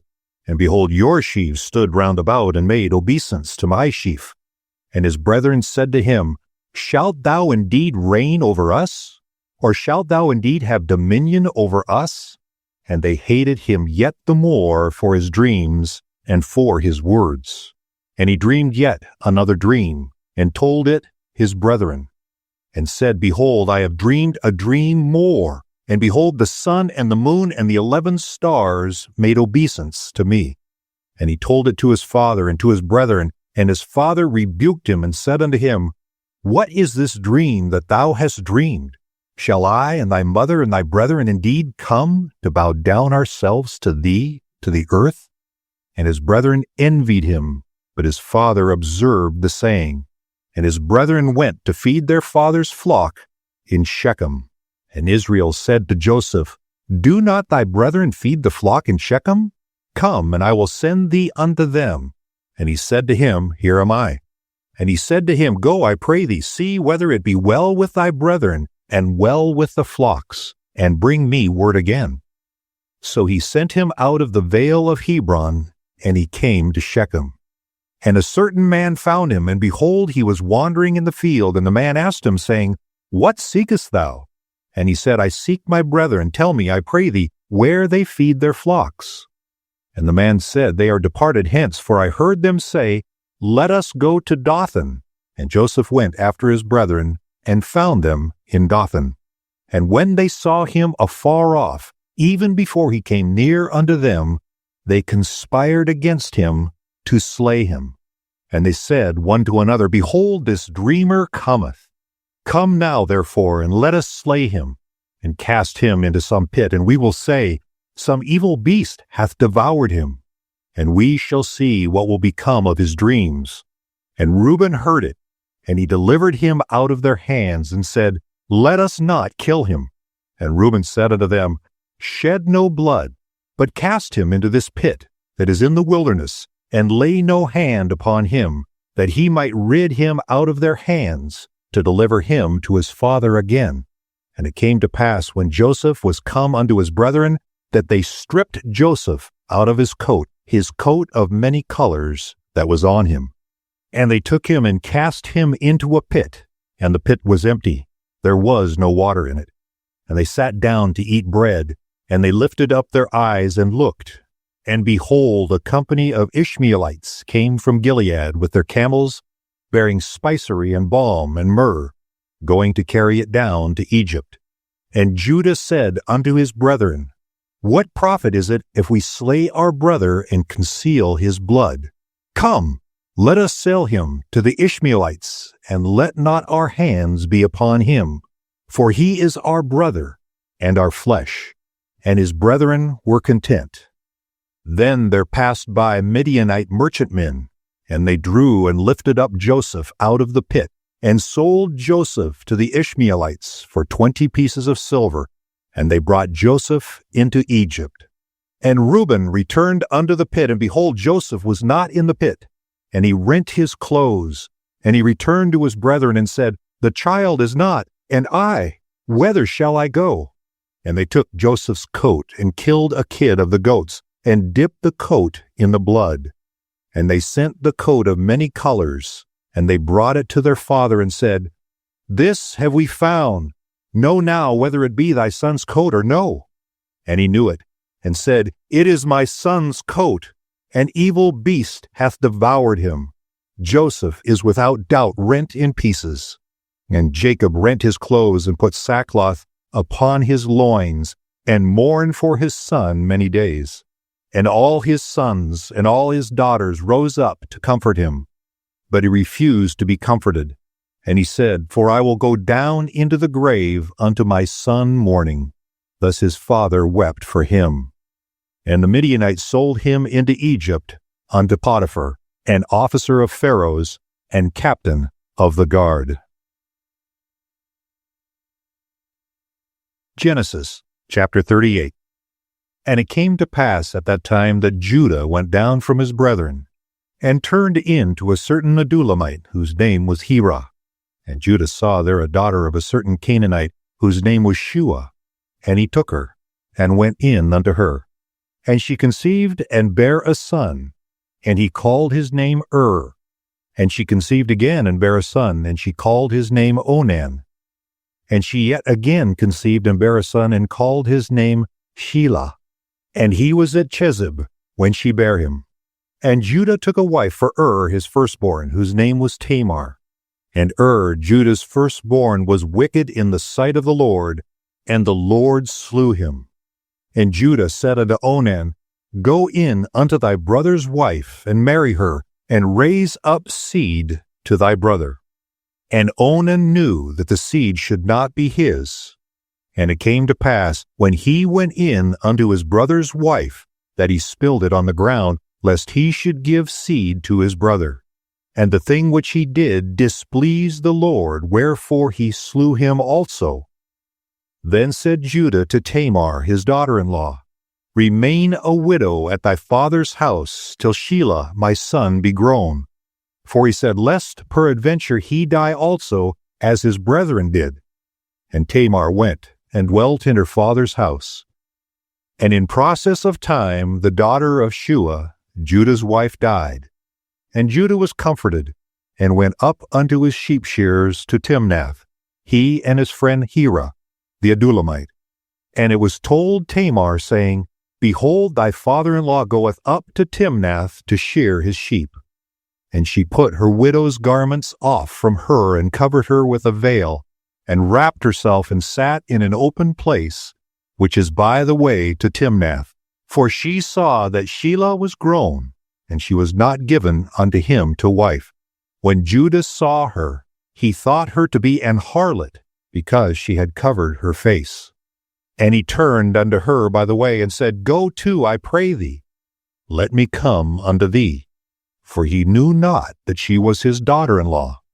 And she said, What wilt thou give me, that thou mayest come in unto me? And he said, I will send thee a kid from the flock. And she said, Wilt thou give me a pledge till thou send it? And he said, What pledge shall I give thee? And she said, Thy signet, and thy bracelets, and thy staff that is in thine hand. And he gave it her, and came in unto her, and she conceived by him. And she arose, and went away, and laid by her veil from her, and put on the garments of her widowhood. And Judah sent the kid by the hand of his friend the Adulamite, to receive his pledge from the woman's hand, but he found her not. Then he asked the men of that place, saying, Where is the harlot that was openly by the wayside? And they said, There was no harlot in this place. And he returned to Judah and said, I cannot find her. And also the men of the place said that there was no harlot in this place. And Judah said, Let her take it to her, lest we be shamed.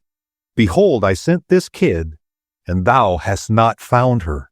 And it came to pass about 3 months after, that it was told Judah, saying, Tamar, thy daughter-in-law hath played the harlot, and also, behold, she is with child by whoredom.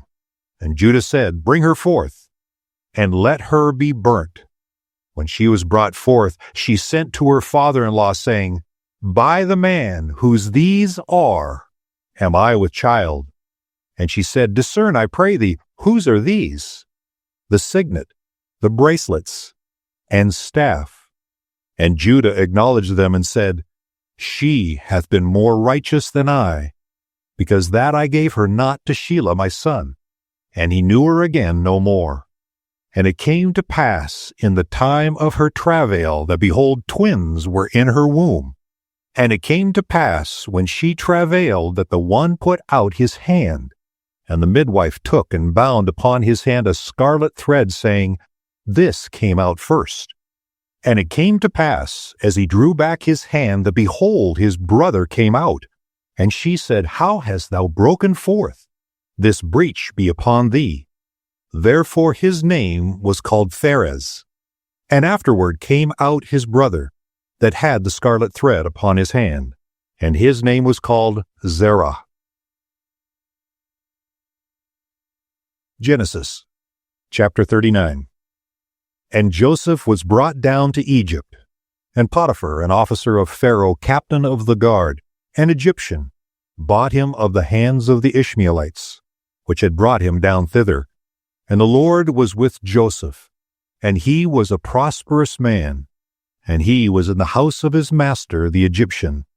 And his master saw that the Lord was with him, and that the Lord made all that he did to prosper in his hand. And Joseph found grace in his sight, and he served him. And he made him overseer over his house, and all that he had he put into his hand. And it came to pass, from the time that he had made him overseer in his house, and over all that he had, that the Lord blessed the Egyptian's house for Joseph's sake. And the blessing of the Lord was upon all that he had in the house and in the field. And he left all that he had in Joseph's hand, and he knew not aught he had, save the bread which he did eat. And Joseph was a goodly person and well-favored. And it came to pass after these things, that his master's wife cast her eyes upon Joseph, and she said, Lie with me. But he refused, and said unto his master's wife, Behold, my master wotteth not what is with me in the house, and he hath committed all that he hath to my hand.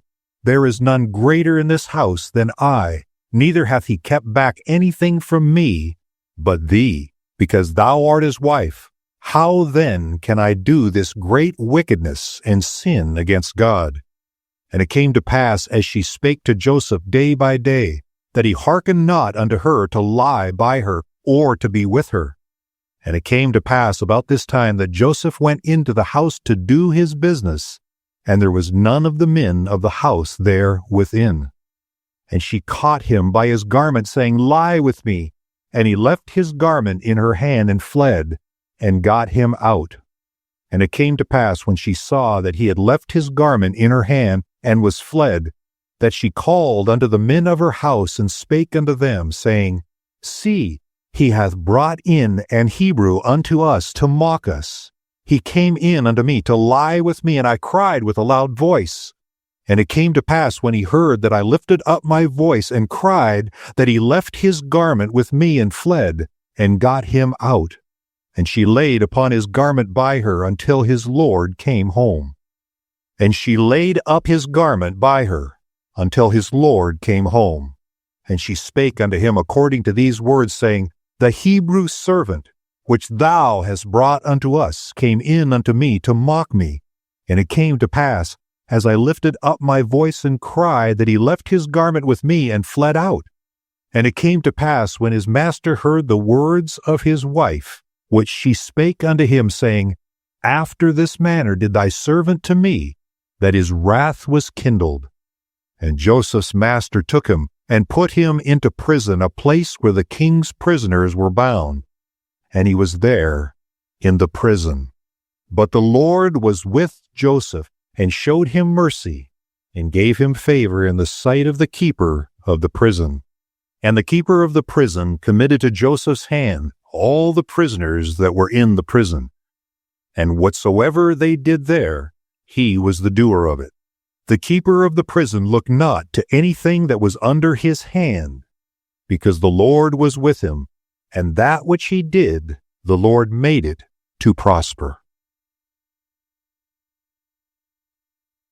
Genesis chapter 40. And it came to pass after these things, that the butler of the king of Egypt and his baker had offended their lord the king of Egypt. And Pharaoh was wroth against two of his officers, against the chief of the butlers, and against the chief of the bakers. And he put them in ward in the house of the captain of the guard, into the prison, the place where Joseph was bound. And the captain of the guard charged Joseph with them, and he served them. And they continued a season in ward. And they dreamed a dream, both of them, each man his dream in one night, each man according to the interpretation of his dream, the butler and the baker of the king of Egypt, which were bound in the prison. And Joseph came in unto them in the morning, and looked upon them, and behold, they were sad. And he asked Pharaoh's officers that were with him in the ward of his lord's house, saying, Wherefore look ye so sadly today? And they said unto him, We have dreamed a dream, and there is no interpreter of it. And Joseph said unto them, Do not interpretations belong to God? Tell me them, I pray you. And the chief butler told his dream to Joseph, and said to him, In my dream, behold, a vine was before me, and in the vine were 3 branches. And it was as though it budded, and her blossoms shot forth, and the clusters thereof brought forth ripe grapes. And Pharaoh's cup was in my hand, and I took the grapes, and pressed them into Pharaoh's cup, and I gave the cup into Pharaoh's hand. And Joseph said unto him, This is the interpretation of it. The 3 branches are 3 days. Yet within 3 days shall Pharaoh lift up thine head, and restore thee unto thy place. And thou shalt deliver Pharaoh's cup into his hand, after the former manner, when thou wast his butler. But think on me, when it shall be well with thee, and show kindness, I pray thee, unto me, and make mention of me unto Pharaoh, and bring me out of this house. For indeed I was stolen away out of the land of the Hebrews, and here also have I done nothing that they should put me into the dungeon. When the chief baker saw that the interpretation was good, he said unto Joseph, I also was in a dream, and behold, I had 3 white baskets on my head. And in the uppermost basket there was of all manner of baked meats for Pharaoh. And the birds did eat them out of the basket upon my head. And Joseph answered and said, This is the interpretation thereof. The 3 baskets are 3 days. Yet within 3 days shall Pharaoh lift up thy head from off thee, and shall hang thee on a tree, and the birds shall eat thy flesh from off thee. And it came to pass the 3rd day, which was Pharaoh's birthday, that he made a feast unto all his servants, and he lifted up the head of the chief butler and of the chief baker among his servants. And he restored the chief butler unto his butlership again, and he gave the cup into Pharaoh's hand. But he hanged the chief baker, as Joseph had interpreted to them. Yet did not the chief butler remember Joseph, but forgot him. Genesis chapter 41. And it came to pass, at the end of 2 full years, that Pharaoh dreamed. And behold, he stood by the river. And behold, there came up out of the river 7 well-favored kine, and fat-fleshed, and they fed in a meadow. And behold, 7 other kine came up after them out of the river, ill-favored and lean-fleshed, and stood by the other kind upon the brink of the river. And the ill-favored and lean-fleshed kine did eat up the 7 well-favored and fat kine. So Pharaoh awoke, and he slept and dreamed a 2nd dream. And behold, 7 ears of corn came up upon one stalk, rank and good. And behold, 7 thin ears, and blasted with the east wind, sprung up after them. And the 7 thin ears devoured the 7 rank and full ears. And Pharaoh awoke, and behold, it was a dream. And it came to pass in the morning that his spirit was troubled, and he sent and called for all the magicians of Egypt, and all the wise men thereof. And Pharaoh told them his dream, but there was none that could interpret them unto Pharaoh. Then spake the chief butler unto Pharaoh, saying, I do remember my faults this day. Pharaoh was wroth with his servants, and put me in ward in the captain of the guard's house, both me and the chief baker. And we dreamed a dream in one night, I and he.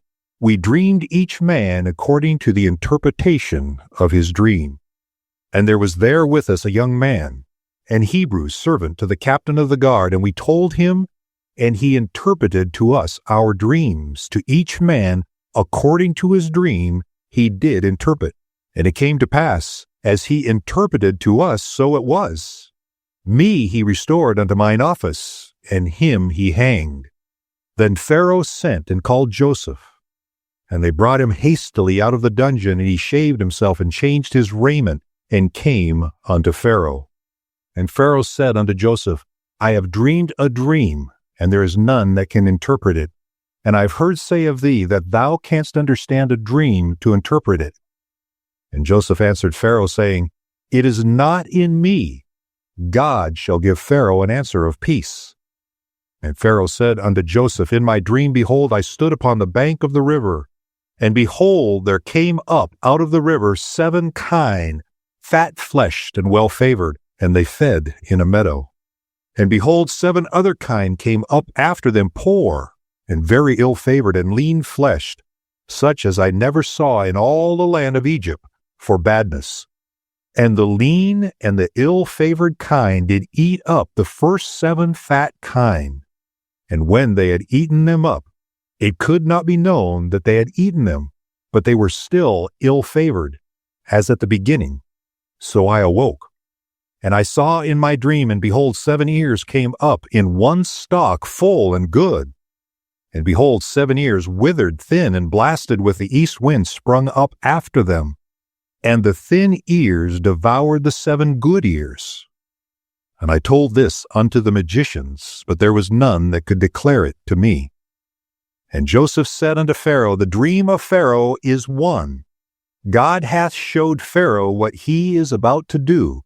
The 7 good kine are 7 years, and the 7 good ears are 7 years. The dream is one. And the 7 thin and ill-favored kine that came up after them are 7 years. And the 7 empty ears blasted with the east wind shall be 7 years of famine. This is the thing which I have spoken unto Pharaoh. What God is about to do, he showeth unto Pharaoh.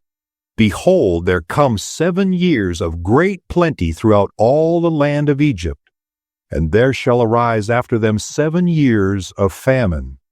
And all the plenty shall be forgotten in the land of Egypt, and the famine shall consume the land.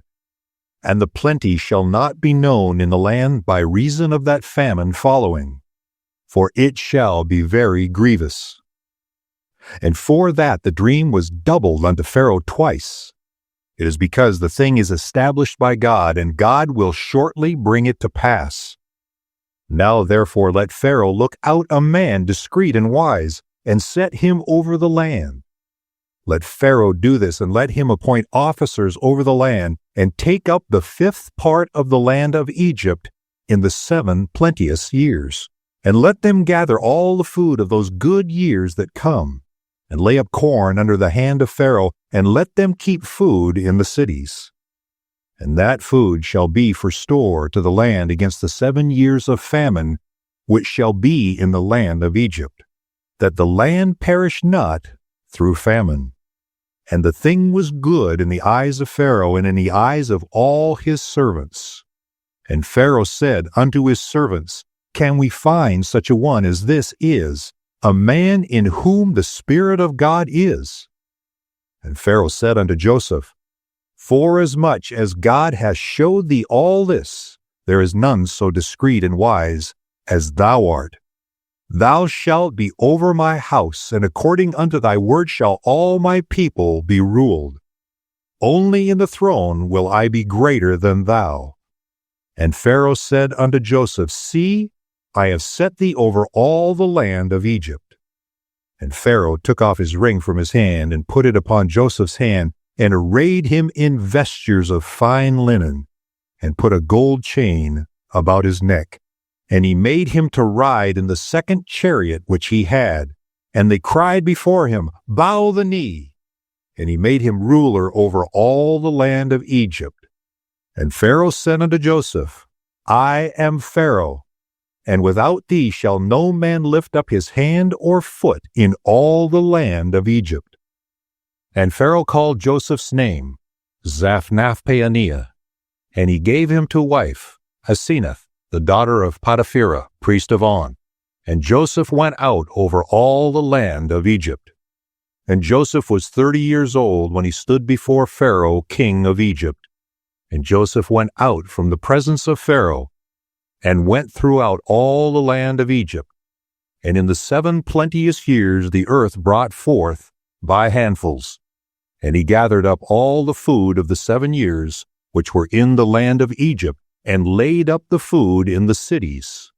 The food of the field, which was round about every city, laid he up in the same.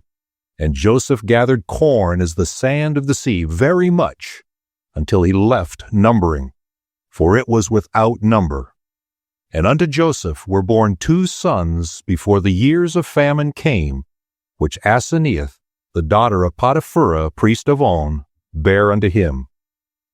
And Joseph called the name of the firstborn Manasseh, for God said, He hath made me forget all my toil and all my father's house. And the name of the second called he Ephraim, for God hath caused me to be fruitful in the land of my affliction. And the 7 years of plenteousness that was in the land of Egypt were ended. And the 7 years of dearth began to come, according as Joseph had said. And the dearth was in all the lands, but in all the land of Egypt there was bread. And when all the land of Egypt was famished, the people cried to Pharaoh for bread. And Pharaoh said unto all the Egyptians, Go unto Joseph. What he saith to you, do. And the famine was over all the face of the earth. And Joseph opened all the storehouses, and sold unto the Egyptians. And the famine waxed sore in the land of Egypt. And all countries came into Egypt to Joseph for to buy corn, because that the famine was so sore in all the lands. Genesis chapter 42. Now when Jacob saw that there was corn in Egypt, Jacob said unto his sons, Why do ye look one upon another? And he said, Behold, I have heard that there is corn in Egypt. Get you down thither, and buy for us from thence, that we may live, and not die. And Joseph's 10 brethren went down to buy corn in Egypt. But Benjamin, Joseph's brother, Jacob sent not with his brethren, for he said, Lest peradventure mischief befall him. And the sons of Israel came to buy corn among those that came, for the famine was in the land of Canaan. And Joseph was the governor over the land, and he it was that sold to all the people of the land. And Joseph's brethren came and bowed down themselves before him with their faces to the earth. And Joseph saw his brethren, and he knew them, but made himself strange unto them, and spake roughly unto them. And he said unto them, Whence come ye? And they said, From the land of Canaan, to buy food. And Joseph knew his brethren, but they knew him not. And Joseph remembered the dreams which he dreamed of them, and said unto them, Ye are spies, to seek the nakedness of the land ye are come. And they said unto him, Nay, my lord, but to buy food are thy servants come. We are all one man's sons. We are true men, thy servants are no spies. And he said unto them, Nay, but to seek the nakedness of the land ye are come. And they said, Thy servants are 12 brethren, the sons of one man in the land of Canaan, and behold, the youngest is this day with our father, and one is not. And Joseph said unto them, That is it that I spake unto you, saying, Ye are spies. Hereby ye shall be proved. By the life of Pharaoh ye shall not go forth hence, except your youngest brother come hither. Send one of you, and let him fetch your brother, and ye shall be kept in prison, that your words may be proved, whether there be any truth in you, or else by the life of Pharaoh surely ye are spies. And he put them all together into ward 3 days. And Joseph said unto them the 3rd day, This do and live, for I fear God. If ye be true men, let one of your brethren be bound in the house of your prison. Go ye, carry corn for the famine of your houses. But bring your youngest brother unto me. So shall your words be verified, and ye shall not die. And they did so. And they said one to another, We are verily guilty concerning our brother, in that we saw the anguish of his soul when he besought us, and we would not hear. Therefore is this distress come upon us. And Reuben answered them, saying, Spake I not unto you, saying, Do not sin against the child? And ye would not hear. Therefore, behold, also his blood is required. And they knew not that Joseph understood them, for he spake unto them by an interpreter. And he turned himself about from them and wept. and returned to them again, and communed with them, and took from them Simeon, and bound him before their eyes. Then Joseph commanded to fill their sacks with corn, and to restore every man's money into his sack, and to give them provision for the way. And thus did he unto them. And they laded their asses with the corn, and departed thence. And as one of them opened his sack to give his ass provender in the inn, he espied his money, for behold, it was in his sack's mouth. And he said unto his brethren, My money is restored, and lo, it is even in my sack. And their heart failed them, and they were afraid, saying one to another, What is this that God hath done unto us? And they came unto Jacob their father unto the land of Canaan, and told him all that befell unto them, saying, The man who is the Lord of the land spake roughly to us, and took us for spies of the country. And we said unto him, We are true men, we are not spies. We be 12 brethren, sons of our father, one is not, and the youngest is this day with our father in the land of Canaan. And the man, the Lord of the country, said unto us, Hereby shall I know that ye are true men. Leave one of your brethren here with me, and take food for the famine of your households, and be gone, and bring your youngest brother unto me. Then shall I know that ye are no spies, but that ye are true men. So will I deliver you your brother, and ye shall traffic in the land. And it came to pass, as they emptied their sacks, that behold, every man's bundle of money was in his sack.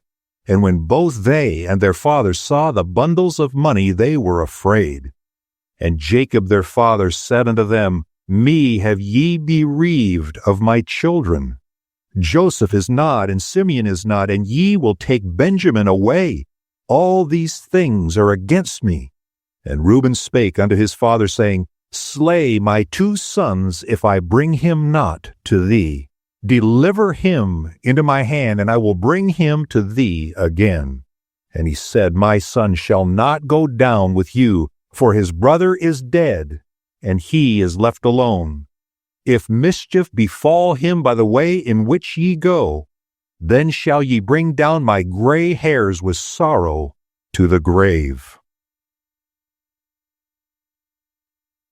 Genesis chapter 43. And the famine was sore in the land. And it came to pass, when they had eaten up the corn which they had brought out of Egypt, their father said unto them, Go again, buy us a little food. And Judah spake unto him, saying, The man did solemnly protest unto us, saying, Ye shall not see my face, except your brother be with you. If thou wilt send our brother with us, we will go down and buy thee food. But if thou wilt not send him, we will not go down. For the man said unto us, Ye shall not see my face, except your brother be with you.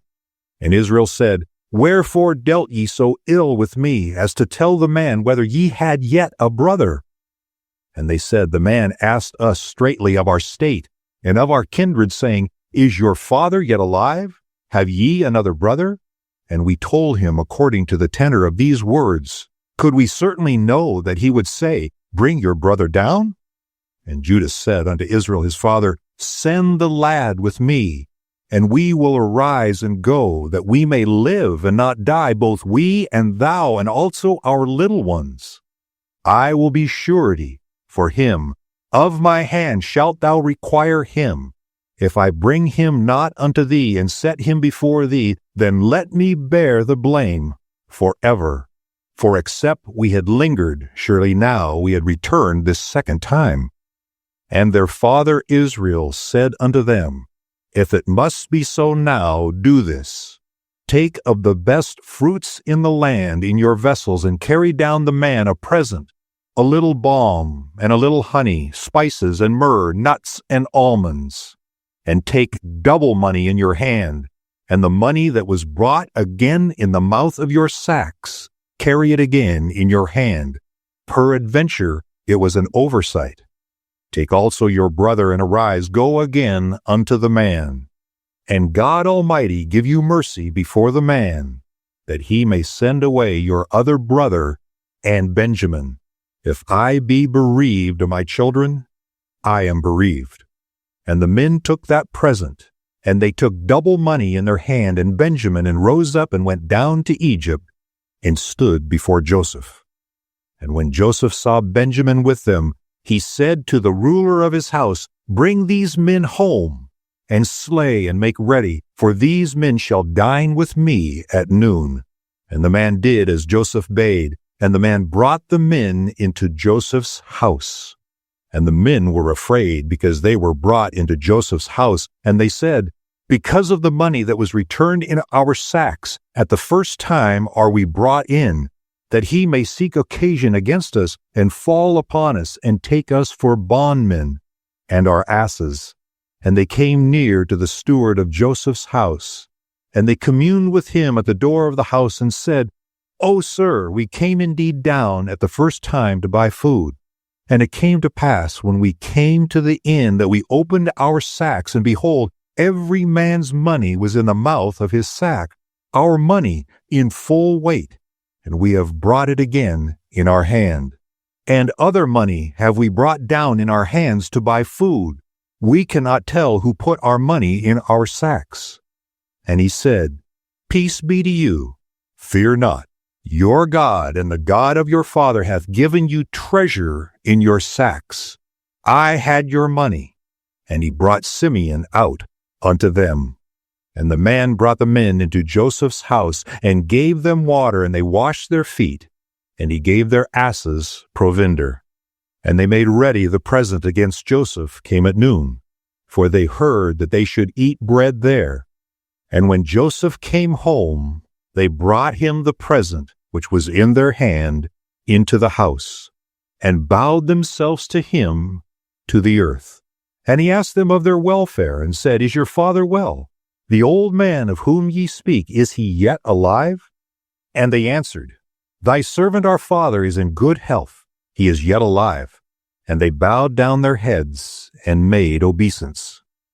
And he lifted up his eyes, and saw his brother Benjamin, his mother's son, and said, Is this your younger brother, of whom ye spake unto me? And he said, God be gracious unto thee, my son. And Joseph made haste, for his bowels did yearn upon his brother, and he sought where to weep. And he entered into his chamber, and wept there. And he washed his face, and went out, and refrained himself, and said, Set on bread. And they set on for him by himself, and for them by themselves, and for the Egyptians which did eat with him by themselves, because the Egyptians might not eat bread with the Hebrews, for that is an abomination unto the Egyptians. And they sat before him, the firstborn according to his birthright, and the youngest according to his youth. And the men marveled one at another. And he took and sent messes unto them from before him, but Benjamin's mess was 5 times so much as any of theirs, and they drank and were merry with him. Genesis chapter 44. And he commanded the steward of his house, saying, Fill the men's sacks with food, as much as they can carry, and put every man's money in his sack's mouth. And put my cup, the silver cup, in the sack's mouth of the youngest, and his corn money. And he did according to the word that Joseph had spoken. As soon as the morning was light, the men were sent away, they and their asses. And when they were gone out of the city, and not yet far off, Joseph said unto his steward, Up, follow after the men, and when thou dost overtake them, say unto them, Wherefore have ye rewarded evil for good? Is not this it in which my Lord drinketh, and whereby indeed divineth? Ye have done evil in so doing. And he overtook them, and he spake unto them these same words. And they said unto him, Wherefore saith my Lord these words? God forbid that thy servants should do according to this thing. Behold, the money which we found in our sacks' mouths, we brought again unto thee out of the land of Canaan, How then should we steal out of thy Lord's house silver or gold, with whomsoever thy servants it be found?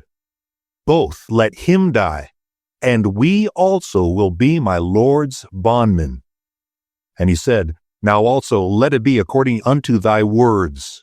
He with whom it is found shall be my servant, and ye shall be blameless. Then they speedily took down every man his sack to the ground, and opened every man his sack. And he searched, and began at the eldest, and left at the youngest. And the cup was found in Benjamin's sack. And they rent their clothes, and laded every man his ass, and returned to the city. And Judah and his brethren came to Joseph's house, for he was yet there. And they fell before him on the ground. And Joseph said unto them, What deed is this that ye have done?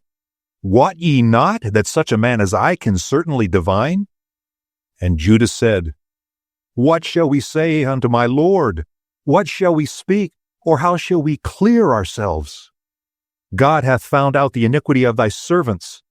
Behold, we are my Lord's servants, both we and he also with whom the cup is found. And he said, God forbid that I should do so. But the man in whose hand the cup is found, he shall be my servant. And as for you, get you up in peace unto your father. Then Judah came near unto him and said, O my Lord, let thy servant, I pray thee, speak a word in my Lord's ears, and let not thine anger burn against thy servant, for thou art ever as Pharaoh. My Lord asked his servants, saying, Have ye a father or a brother? And we said unto my Lord, We have a father, an old man, and a child of his old age, a little one. And his brother is dead, and he alone is left of his mother, and his father loveth him. And thou saidst unto thy servants, Bring him down unto me, that I may set mine eyes upon him. And we said unto my Lord, The lad cannot leave his father, for if he should leave his father would die.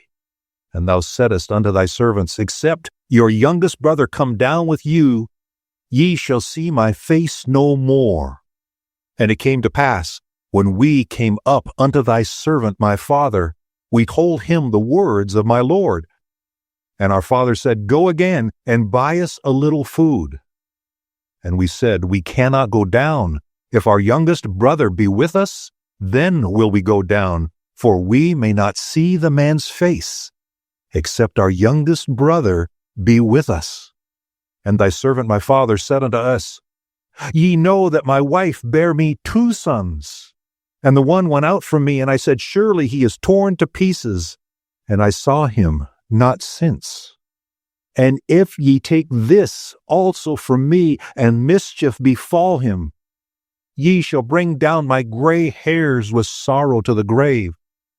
Now therefore, when I come to thy servant my father, and the lad be not with us, seeing that his life is bound up in the lad's life, it shall come to pass, when he seeth that the lad is not with us, that he will die. And thy servants shall bring down the gray hairs of thy servant our father with sorrow to the grave. For thy servant became surety for the lad unto my father, saying, If I bring him not unto thee, then I shall bear the blame to my father forever. Now therefore, I pray thee, let thy servant abide instead of the lad, a bondman to my Lord, and let the lad go up with his brethren. For how shall I go up to my father, and the lad be not with me, lest peradventure I see the evil that shall come on my father? Genesis chapter 45. Then Joseph could not refrain himself before all them that stood by him, and he cried, Cause every man to go out from me. And there stood no man with him, while Joseph made himself known unto his brethren. And he wept aloud, and the Egyptians and the house of Pharaoh heard. And Joseph said unto his brethren, I am Joseph. Doth my father yet live? and his brethren could not answer him, for they were troubled at his presence. And Joseph said unto his brethren, Come near to me, I pray you. And they came near. And he said, I am Joseph, your brother, whom ye sold into Egypt.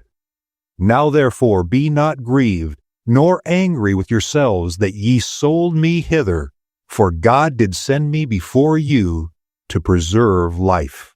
For these 2 years hath the famine been in the land, and yet there are 5 years, in the which there shall neither be earing nor harvest.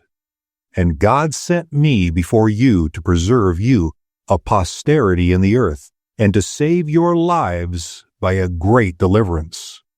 So now it was not you that sent me hither, but God, and he hath made me a father to Pharaoh and lord of all his house, and a ruler throughout all the land of Egypt.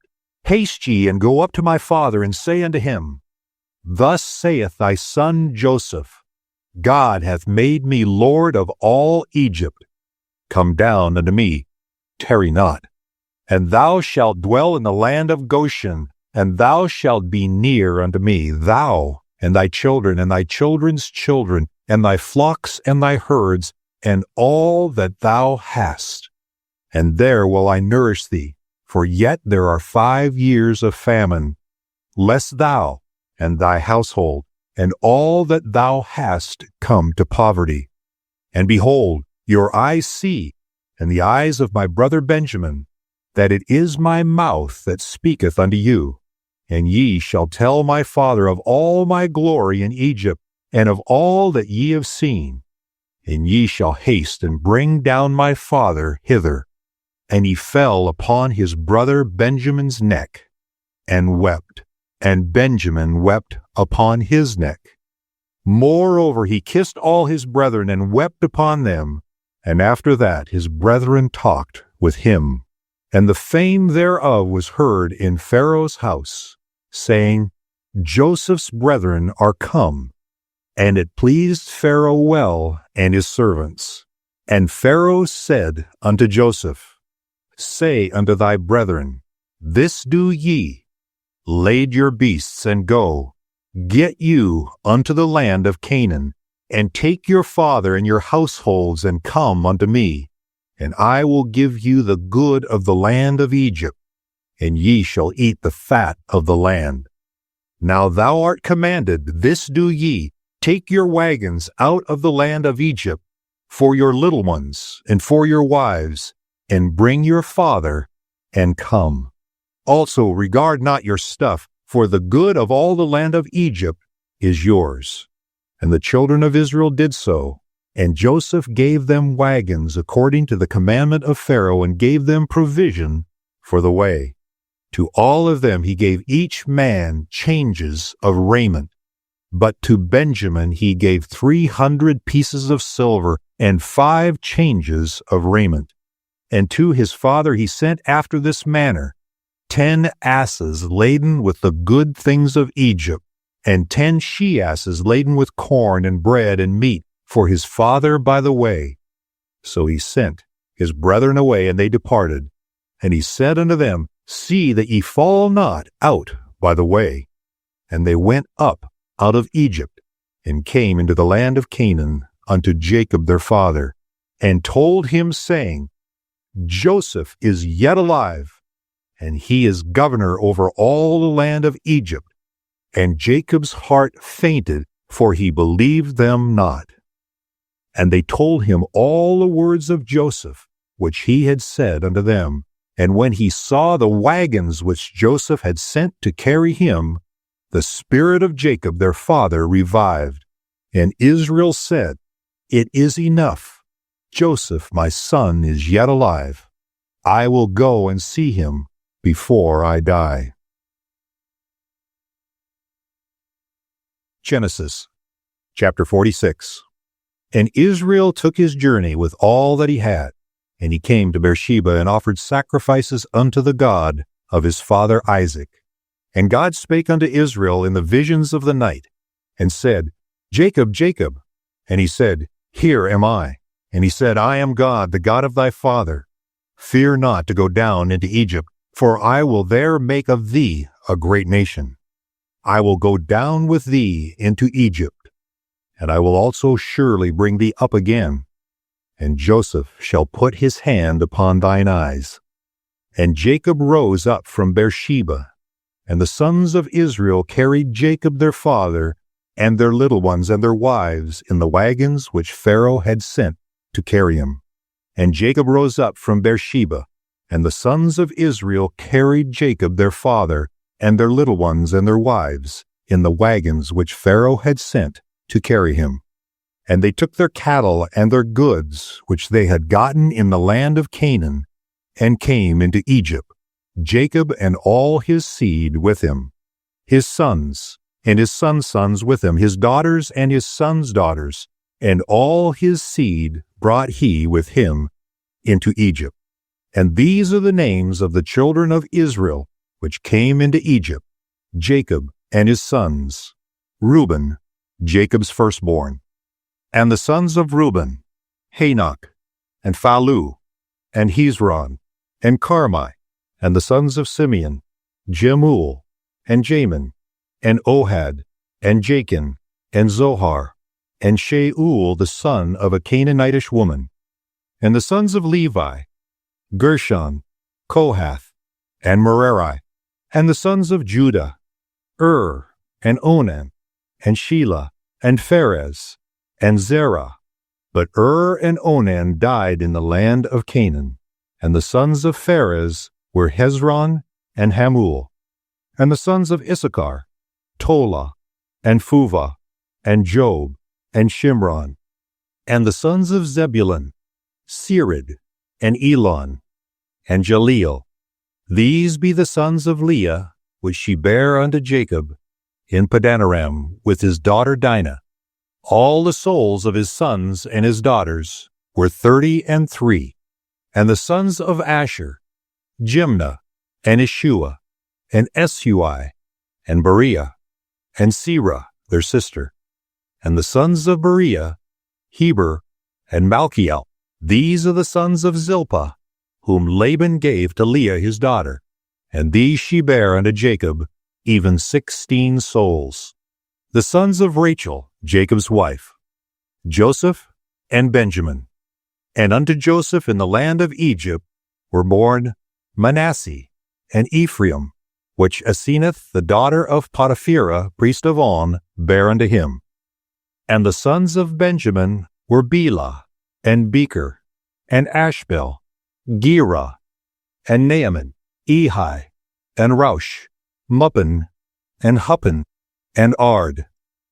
These are the sons of Rachel, which were born to Jacob. All the souls were 14. And the sons of Dan, Hushim. And the sons of Naphtali, Jeziel, and Guni, and Jezer, and Shillem. These are the sons of Bilhah, which Laban gave unto Rachel his daughter, and she bare these unto Jacob. All the souls were 7. All the souls that came with Jacob into Egypt, which came out of his loins, besides Jacob's sons' wives, all the souls were 66. And the sons of Joseph, which were born him in Egypt, were 2 souls. All the souls of the house of Jacob, which came into Egypt, were 70. And he sent Judah before him unto Joseph, to direct his face unto Goshen. And they came into the land of Goshen. And Joseph made ready his chariot, and went up to meet Israel his father, to Goshen, and presented himself unto him. And he fell on his neck, and wept on his neck a good while. And Israel said unto Joseph, Now let me die, since I have seen thy face, because thou art yet alive. And Joseph said unto his brethren and unto his father's house, I will go up and show Pharaoh, and say unto him, My brethren and my father's house, which were in the land of Canaan, are come unto me. And the men are shepherds. And the men are shepherds, for their trade hath been to feed cattle, and they have brought their flocks and their herds, and all that they have. And it shall come to pass, When Pharaoh shall call you, and shall say, What is your occupation? That ye shall say, Thy servant's trade hath been about cattle from our youth, even until now, both we and also our fathers, that ye may dwell in the land of Goshen. For every shepherd is an abomination unto the Egyptians. Genesis chapter 47. Then Joseph came and told Pharaoh and said, My father and my brethren, and their flocks and their herds, and all that they have are come out of the land of Canaan. And behold, they are in the land of Goshen.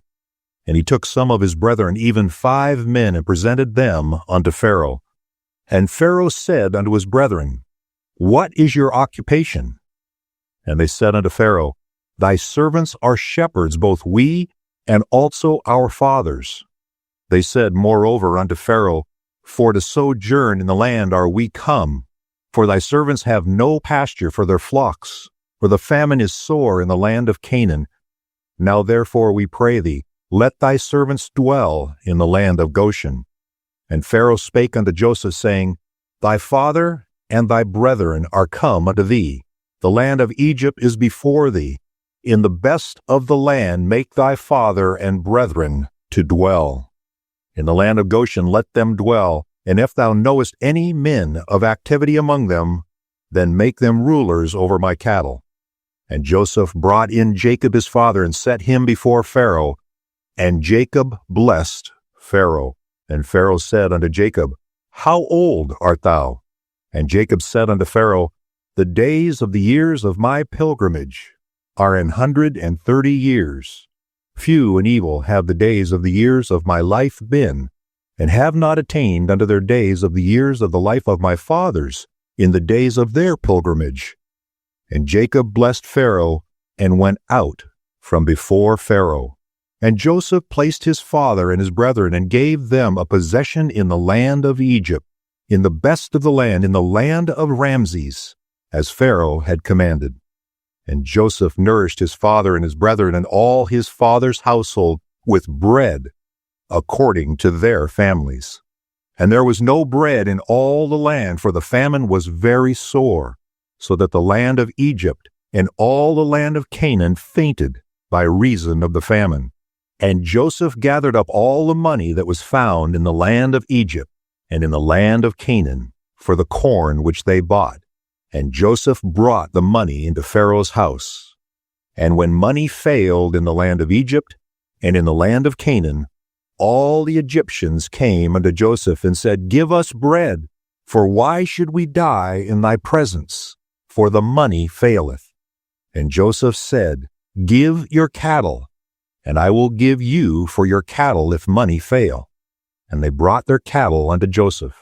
And Joseph gave them bread in exchange for horses, and for the flocks, and for the cattle of the herds, and for the asses. And he fed them with bread for all their cattle for that year. When that year was ended, they came unto him the second year, and said unto him, We will not hide it from my lord, how that our money is spent. My lord also hath our herds of cattle. There is not aught left in the sight of my lord, but our bodies and our lands. Wherefore shall we die before thine eyes, both we and our land? Buy us and our land for bread, and we and our land will be servants unto Pharaoh. And give us seed, that we may live and not die, that the land be not desolate. And Joseph bought all the land of Egypt for Pharaoh, for the Egyptians sold every man his field, because the famine prevailed over them. So the land became Pharaoh's. And as for the people, he removed them to the cities from one end of the borders of Egypt even to the other end thereof. Only the land of the priests bought he not, for the priests had a portion assigned them of Pharaoh, and did eat their portion which Pharaoh gave them. Wherefore they sold not their lands. Then Joseph said unto the people, Behold, I have bought you this day in your land for Pharaoh. Lo, here is seed for you, and ye shall sow the land. And it shall come to pass in the increase that ye shall give the 5th part unto Pharaoh, and 4 parts shall be your own for seed of the field, and for your food, and for them of your households, and for food for your little ones. And they said, Thou hast saved our lives. Let us find grace in the sight of my Lord, and we will be Pharaoh's servants. And Joseph made it a law over the land of Egypt unto this day, that Pharaoh should have the fifth part, except the land of the priests only, which became not Pharaoh's. And Israel dwelt in the land of Egypt, in the country of Goshen. And they had possessions therein, and grew and multiplied exceedingly. And Jacob lived in the land of Egypt 17 years. So the whole age of Jacob was 147 years. And the time drew nigh that Israel must die. And he called his son Joseph, and said unto him, If now I have found grace in thy sight, put, I pray thee, thy hand under my thigh, and deal kindly and truly with me. Bury me not, I pray thee, in Egypt. But I will lie with my fathers, and thou shalt carry me out of Egypt, and bury me in their burying place. And he said, I will do as thou hast said. And he said, Swear unto me. And he sware unto him. And Israel bowed himself upon the bed's head. Genesis chapter 48. And it came to pass after these things, that one told Joseph, Behold, thy father is sick. And he took with him his 2 sons, Manasseh and Ephraim. And one told Jacob, and said, Behold, thy son Joseph cometh unto thee. And Israel strengthened himself, and sat upon the bed. And Jacob said unto Joseph, God Almighty appeared unto me at Luz in the land of Canaan, and blessed me, and said unto me, Behold, I will make thee fruitful, and multiply thee. And I will make of thee a multitude of people, and will give this land to thy seed after thee for an everlasting possession. And now thy 2 sons, Ephraim and Manasseh, which were born unto thee in the land of Egypt, before I came unto thee into Egypt, are mine. As Reuben and Simeon, they shall be mine. And thy issue which thou begattest after them shall be thine, and shall be called after the name of their brethren in their inheritance. And as for me, when I came from Padan, Rachel died by me in the land of Canaan in the way, when yet there was but a little way to come unto Ephrath. And I buried her there in the way of Ephrath, the same as Bethlehem. And Israel beheld Joseph's sons, and said, Who are these? And Joseph said unto his father, They are my sons, whom God hath given me in this place. And he said, Bring them, I pray thee, unto me, and I will bless them. Now the eyes of Israel were dim for age, so that he could not see. And he brought them near unto him, and he kissed them, and embraced them. And Israel said unto Joseph, I had not thought to see thy face, and lo, God hath showed me also thy seed. And Joseph brought them out from between his knees, and he bowed himself with his face to the earth. And Joseph took them both, Ephraim in his right hand toward Israel's left hand, and Manasseh in his left hand toward Israel's right hand, and brought them near unto him. And Israel stretched out his right hand, and laid it upon Ephraim's head, who was the younger, and his left hand upon Manasseh's head, guiding his hands wittingly, for Manasseh was the firstborn. And he blessed Joseph, and said, God, before whom my fathers Abraham and Isaac did walk, the God which fed me all my life long unto this day, the angel which redeemed me from all evil, bless the lads, and let my name be named on them, and the name of my fathers Abraham and Isaac, and let them grow into a multitude in the midst of the earth. And when Joseph saw that his father laid his right hand upon the head of Ephraim, it displeased him, and he held up his father's hand to remove it from Ephraim's head unto Manasseh's head. And Joseph said unto his father, Not so, my father, for this is the firstborn. Put thy right hand upon his head. And his father refused, and said, I know it, my son, I know it. He also shall become a people, and he also shall be great. But truly his younger brother shall be greater than he, and his seed shall become a multitude of nations. And he blessed them that day, saying, In thee shall Israel bless, saying, God make thee as Ephraim and as Manasseh. And he set Ephraim before Manasseh. And Israel said unto Joseph, Behold, I die, but God shall be with you and bring you again unto the land of your fathers. Moreover, I have given to thee one portion above thy brethren, which I took out of the hand of the Amorite, with my sword and with my bow. Genesis chapter 49. And Jacob called unto his sons and said, Gather yourselves together, that I may tell you that which shall befall you in the last days. Gather yourselves together, and hear, ye sons of Jacob, and hearken unto Israel your father. Reuben, thou art my firstborn, my might, and the beginning of my strength, the excellency of dignity, and the excellency of power. Unstable as water, thou shalt not excel, because thou wentest up to thy father's bed, then defiledst thou it. He went up to my couch. Simeon and Levi are brethren, instruments of cruelty are in their habitations. O my soul, come not thou into their secret. Unto their assembly, mine honor, be not thou united. For in their anger they slew a man, and in their self-will they dig down a wall. Cursed be their anger, for it was fierce, and their wrath, for it was cruel. I will divide them in Jacob, and scatter them in Israel. Judah, thou art he whom thy brethren shall praise. Thy hand shall be in the neck of thine enemies. Thy father's children shall bow down before thee. Judah is a lion's whelp. From the prey, my son, thou art gone up. He stooped down. He couched as a lion, and as an old lion. Who shall rouse him up? The scepter shall not depart from Judah, nor a lawgiver from between his feet, until Shiloh come. And unto him shall the gathering of the people be, binding his foal unto the vine, and his ass's colt unto the choice vine. He washed his garments in wine, and his clothes in the blood of grapes. His eyes shall be red with wine, and his teeth white with milk. Zebulun shall dwell at the haven of the sea, and he shall be for an haven of ships. And his border shall be unto Zidon. Issachar is a strong ass, couching down between two burdens. And he saw that the rest was good, and the land that it was pleasant, and bowed his shoulder to bear, and became a servant unto tribute. Dan shall judge his people as one of the tribes of Israel.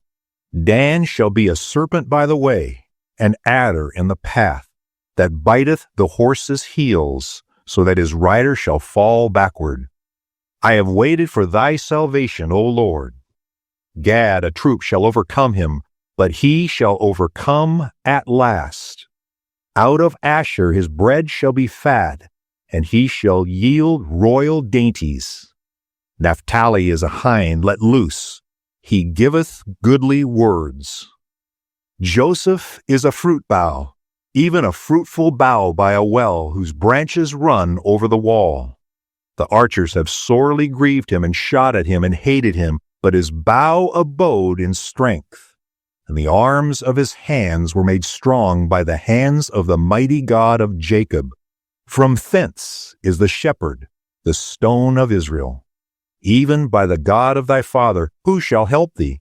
And by the Almighty, who shall bless thee with blessings of heaven above, blessings of the deep that lieth under, blessings of the breasts and of the womb? The blessings of thy father have prevailed above the blessings of my progenitors, unto the utmost bound of the everlasting hills. They shall be on the head of Joseph, and on the crown of the head of him that was separated from his brethren. Benjamin shall raven as a wolf. In the morning he shall devour the prey, and at night he shall divide the spoils. All these are the 12 tribes of Israel, and this is it that their father spake unto them, and blessed them. Every one according to his blessing he blessed them. And he charged them and said unto them, I am to be gathered unto my people.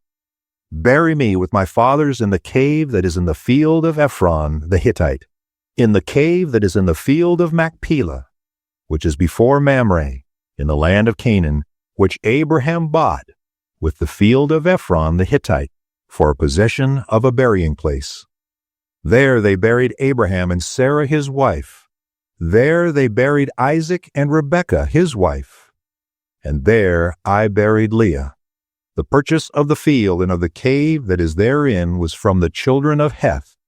When Jacob had made an end of commanding his sons, he gathered up his feet into the bed, and yielded up the ghost, and was gathered unto his people. Genesis chapter 50. And Joseph fell upon his father's face, and wept upon him, and kissed him. And Joseph commanded his servants, the physicians, to embalm his father. And the physicians embalmed Israel. And 40 days were fulfilled for him, for so are fulfilled the days of those which are embalmed. And the Egyptians mourned for him 60 days. And when the days of his mourning were past, Joseph spake unto the house of Pharaoh, saying, If now I have found grace in your eyes, speak, I pray you, in the ears of Pharaoh, saying, My father made me swear, saying, Lo, I die. In my grave, which I have digged for me in the land of Canaan, there shalt thou bury me. Now therefore let me go up, I pray thee, and bury my father, and I will come again. And Pharaoh said, Go up and bury thy father according as he made thee swear. And Joseph went up to bury his father, and with him went up all the servants of Pharaoh, the elders of his house, and all the elders of the land of Egypt, and all the house of Joseph, and his brethren, and his father's house. Only their little ones and their flocks and their herds they left in the land of Goshen. And there went up with him both chariots and horsemen, and it was a very great company. And they came to the threshing floor of Atad, which is beyond Jordan, and there they mourned with a great and very sore lamentation. And he made a mourning for his father 7 days.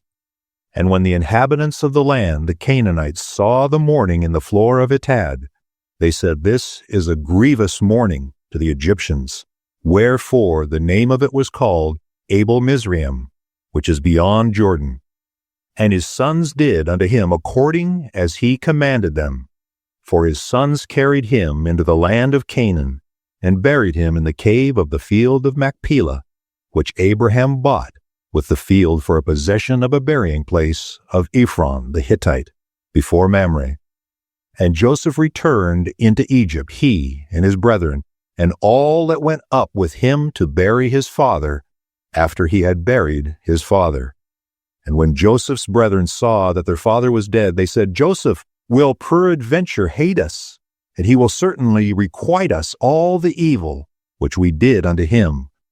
And they sent a messenger unto Joseph, saying, Thy father did command before he died, saying, So shall ye say unto Joseph, Forgive, I pray thee now, the trespass of thy brethren and their sin, for they did unto thee evil. And now we pray thee, forgive the trespass of the servants of the God of thy father. And Joseph wept when they spake unto him. And his brethren also went and fell down before his face, and they said, Behold, we be thy servants. And Joseph said unto them, Fear not, for am I in the place of God?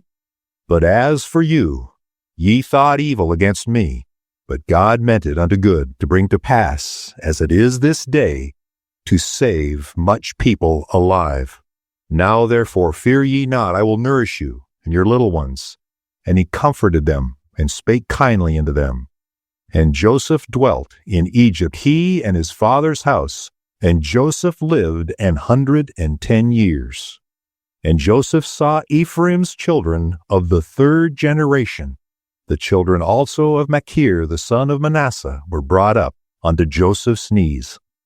And Joseph said unto his brethren, I die, and God will surely visit you, and bring you out of this land unto the land which he sware to Abraham, to Isaac, and to Jacob.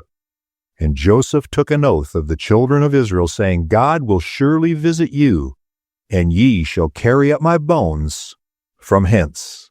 So Joseph died, being 110 years old, and they embalmed him, and he was put in a coffin in Egypt.